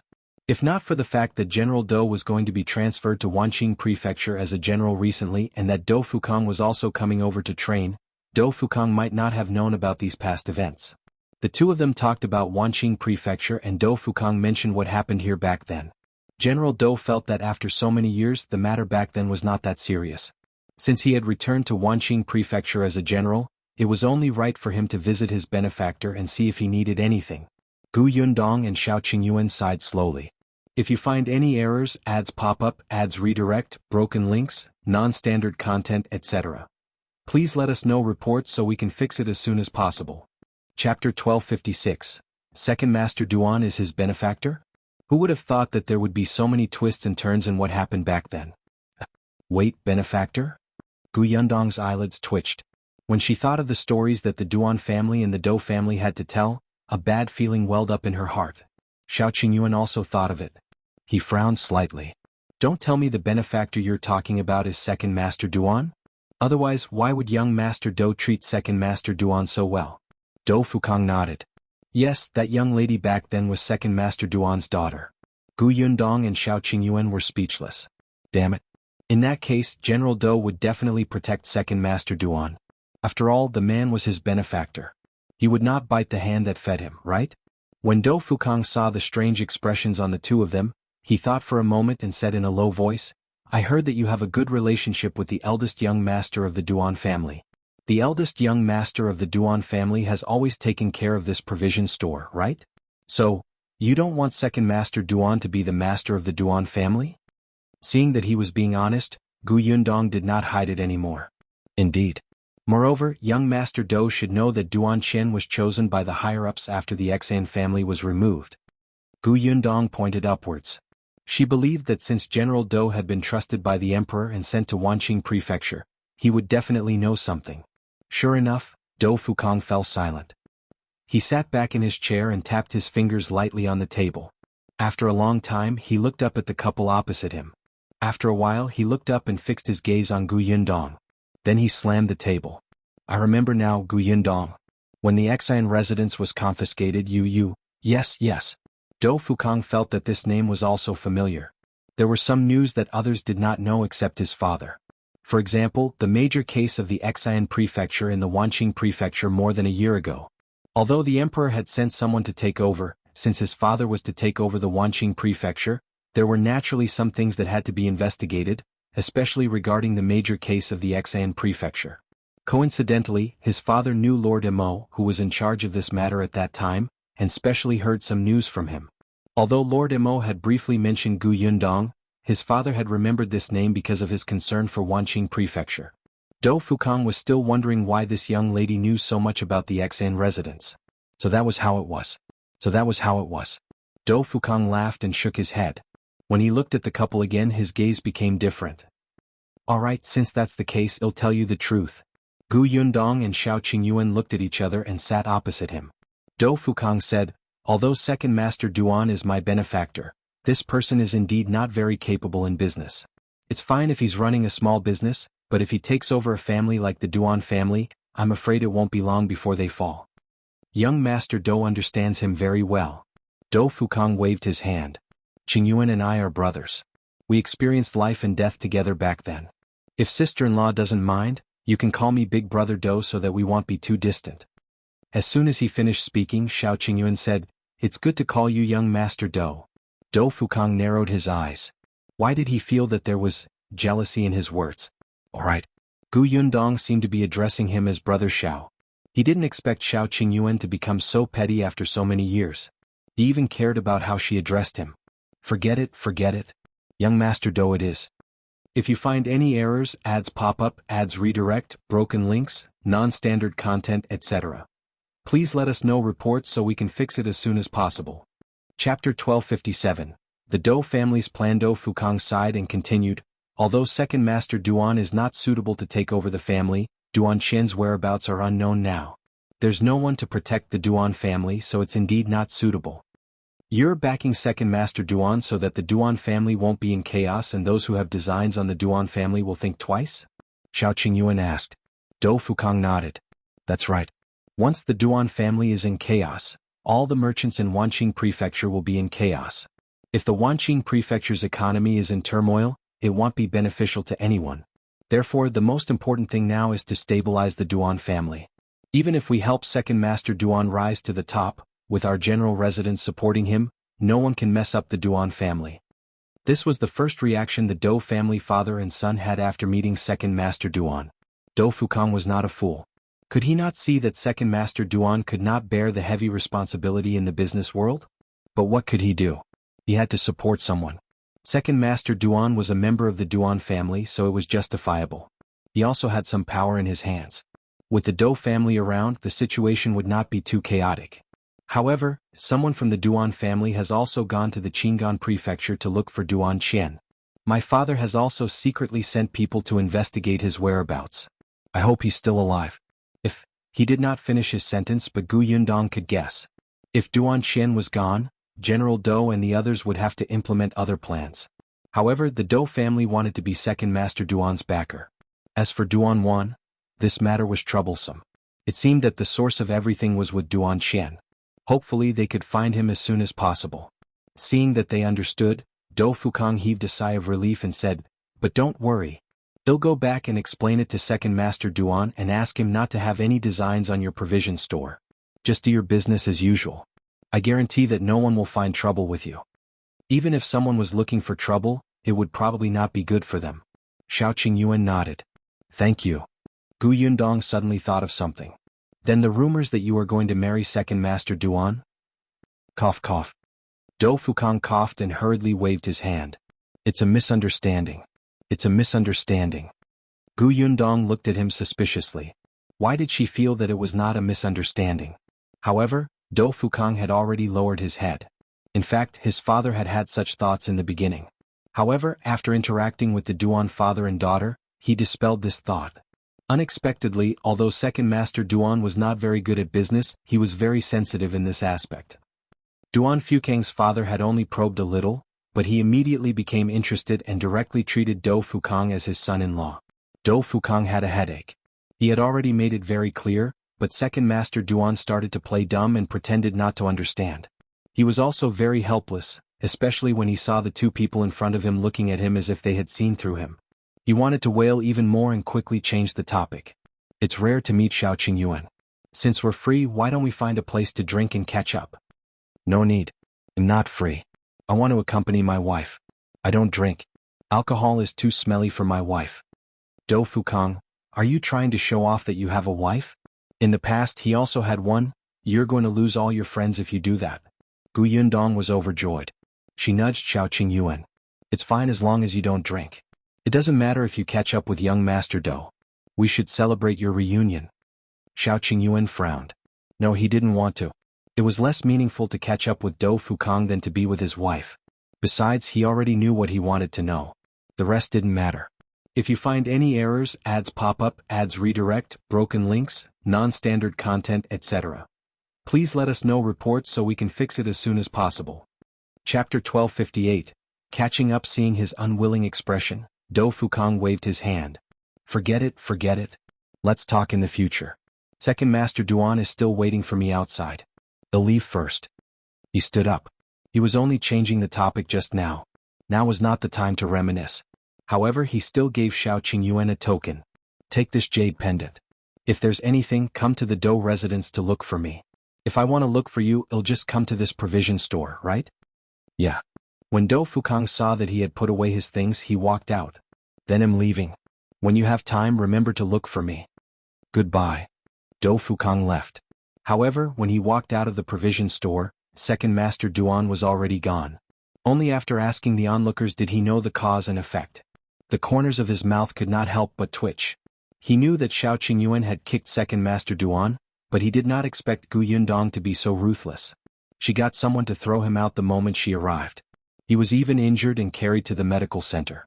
Dou Fukang felt a headache coming on. After a moment of silence, he walked towards the medical center. It was only when he arrived at the medical center that he suddenly remembered. Had he forgotten something? What was his purpose when he went to the backyard with Xiao Qingyuan? Dou Fukang didn't think of it for a moment, and Xiao Qingyuan had even forgotten about it. After they left, he and Gu Yundong walked out of the backyard and came to the provision store in front. The three members of the Yu family were very happy to see them. It was just an imagination just now. Now that they saw the two of them walking out together, they thought that the couple was really a match made in heaven. Gu Yundong introduced them with a smile. Xiao Qingyuan nodded slightly. It's all thanks to you that Yundong and the others were able to escape the calamity in Qingyuan Prefecture in time. Uncle Yu waved his hand. Don't say that. I just reminded her. Yundong is really capable. Besides, compared to her help to me, what I did was nothing. Xiao Qingyuan and Uncle Yu were actually quite good at talking. Seeing this, Eugene took the account book from the shop and handed it to Gu Yundong. Sister Gu, how about you take a look at the account book first? You don't know how good our grocery store's business is. Gu Yundong took the account book and closed it after a few simple glances. Eugene was puzzled. Gu Yundong said, he'll bring the account book back to read. Anyway, there's no hurry. As they were talking, Yu Yanghong came over and said, I'm going to buy groceries and cook a good meal. Yundong, where are you staying now? Do you want to stay in the backyard of this shop? As soon as she saw Yu Yanghong, Gu Yundong thought of the woman from before and wanted to laugh. Yu Yanghong looked puzzled. What's wrong? Actually, my culinary skills are very good. I've been responsible for all the food at home for the past year. The market isn't far. I'll be back soon. Gu Yundong quickly shook her head and refused. Let's not eat for now. Shuetao is still waiting at the inn. If we don't go back after so long, she might be anxious. We still have something to do, so we'll leave first. We'll come back for dinner another day. Why are you in such a hurry? Yu Yanghong frowned. We haven't even caught up. Gu Yundong nodded. There's indeed something urgent. Anyway, we'll be staying in Wanqing Prefecture for the next few days. We'll have a chance to meet. Before we came, my father asked me to say hello to you. At this point, the three members of the Yu family couldn't keep them anymore. Xiao Qingyuan, Gu Yundong, and Shao Wen quickly left the provision store. If you find any errors, ads pop up, ads redirect, broken links, non-standard content, etc., please let us know reports so we can fix it as soon as possible. Chapter 1259. A thought. However, not long after, they realized that someone was following them. Gu Yundong turned her body slightly and the figure behind her immediately hid in the alley. However, that glimpse just now was enough for her to see clearly. Wasn't this the woman who coveted Uncle Yu? Did she finally know that the grocery store had another owner and wanted to investigate? Xiao Qingyuan gave Shao Wen a look. Shao Wen nodded and turned to walk to the back. The woman thought that she had hidden herself very well. Unexpectedly, when she wanted to poke her head out again, she suddenly saw Shao Wen's expressionless face. She instantly took 2 steps back and said with a dry smile, You're in my way. Shao Wen had a wooden board in his hand at some point, and he bent it forcefully in front of the woman. With a bang, the wooden board was split in half. The woman's heart skipped a beat and her face turned pale. Facing Shao Wen, she didn't have the courage and shrewishness when she faced Yu Yanghong. She could only swallow her saliva with all her might. Shao Wen's cold voice sounded. If you follow us again, you can try to see if your bones are as easy to break as this wooden board. The woman's face was filled with fear. She suddenly turned around and ran. Shao Wen stood on the spot until she ran far away. Then he sneered and turned to follow Xiao Qingyuan. However, after today's commotion, Second Master Duan had probably set his sights on them. Although Dou Fukang said that he would be there, Second Master Duan would definitely secretly investigate their background with his petty appearance. Gu Yundong and Duan Wan were not afraid of him investigating, but they had to be careful when Duan Wan was with them. It seemed that the three of them had better change to another inn after returning, leaving only Tong Shuetao to take care of Duan Wan. Aren't you going to tell Dou Fukang about Duan Wan? Xiao Qingyuan shook his head. No matter what the reason is, the Dou family is on Second Master Duan's side now. The fewer people know about Duan Wan's whereabouts, the better. Moreover, although I cooperated with Dou Fukang when I was young, we haven't seen each other for many years, so we don't know his character. Gu Yundong thought about it and nodded, but a thought kept lingering in her mind. At this moment she couldn't help but say, Do you think the little girl who reported to Dou Fukang back then is really Second Master Duan's daughter? Could it be Duan Wan? Oh, think about it. Previously, we were wondering why Second Aunt Duan chose to deal with Duan Wan at this juncture or marry her off to the old man.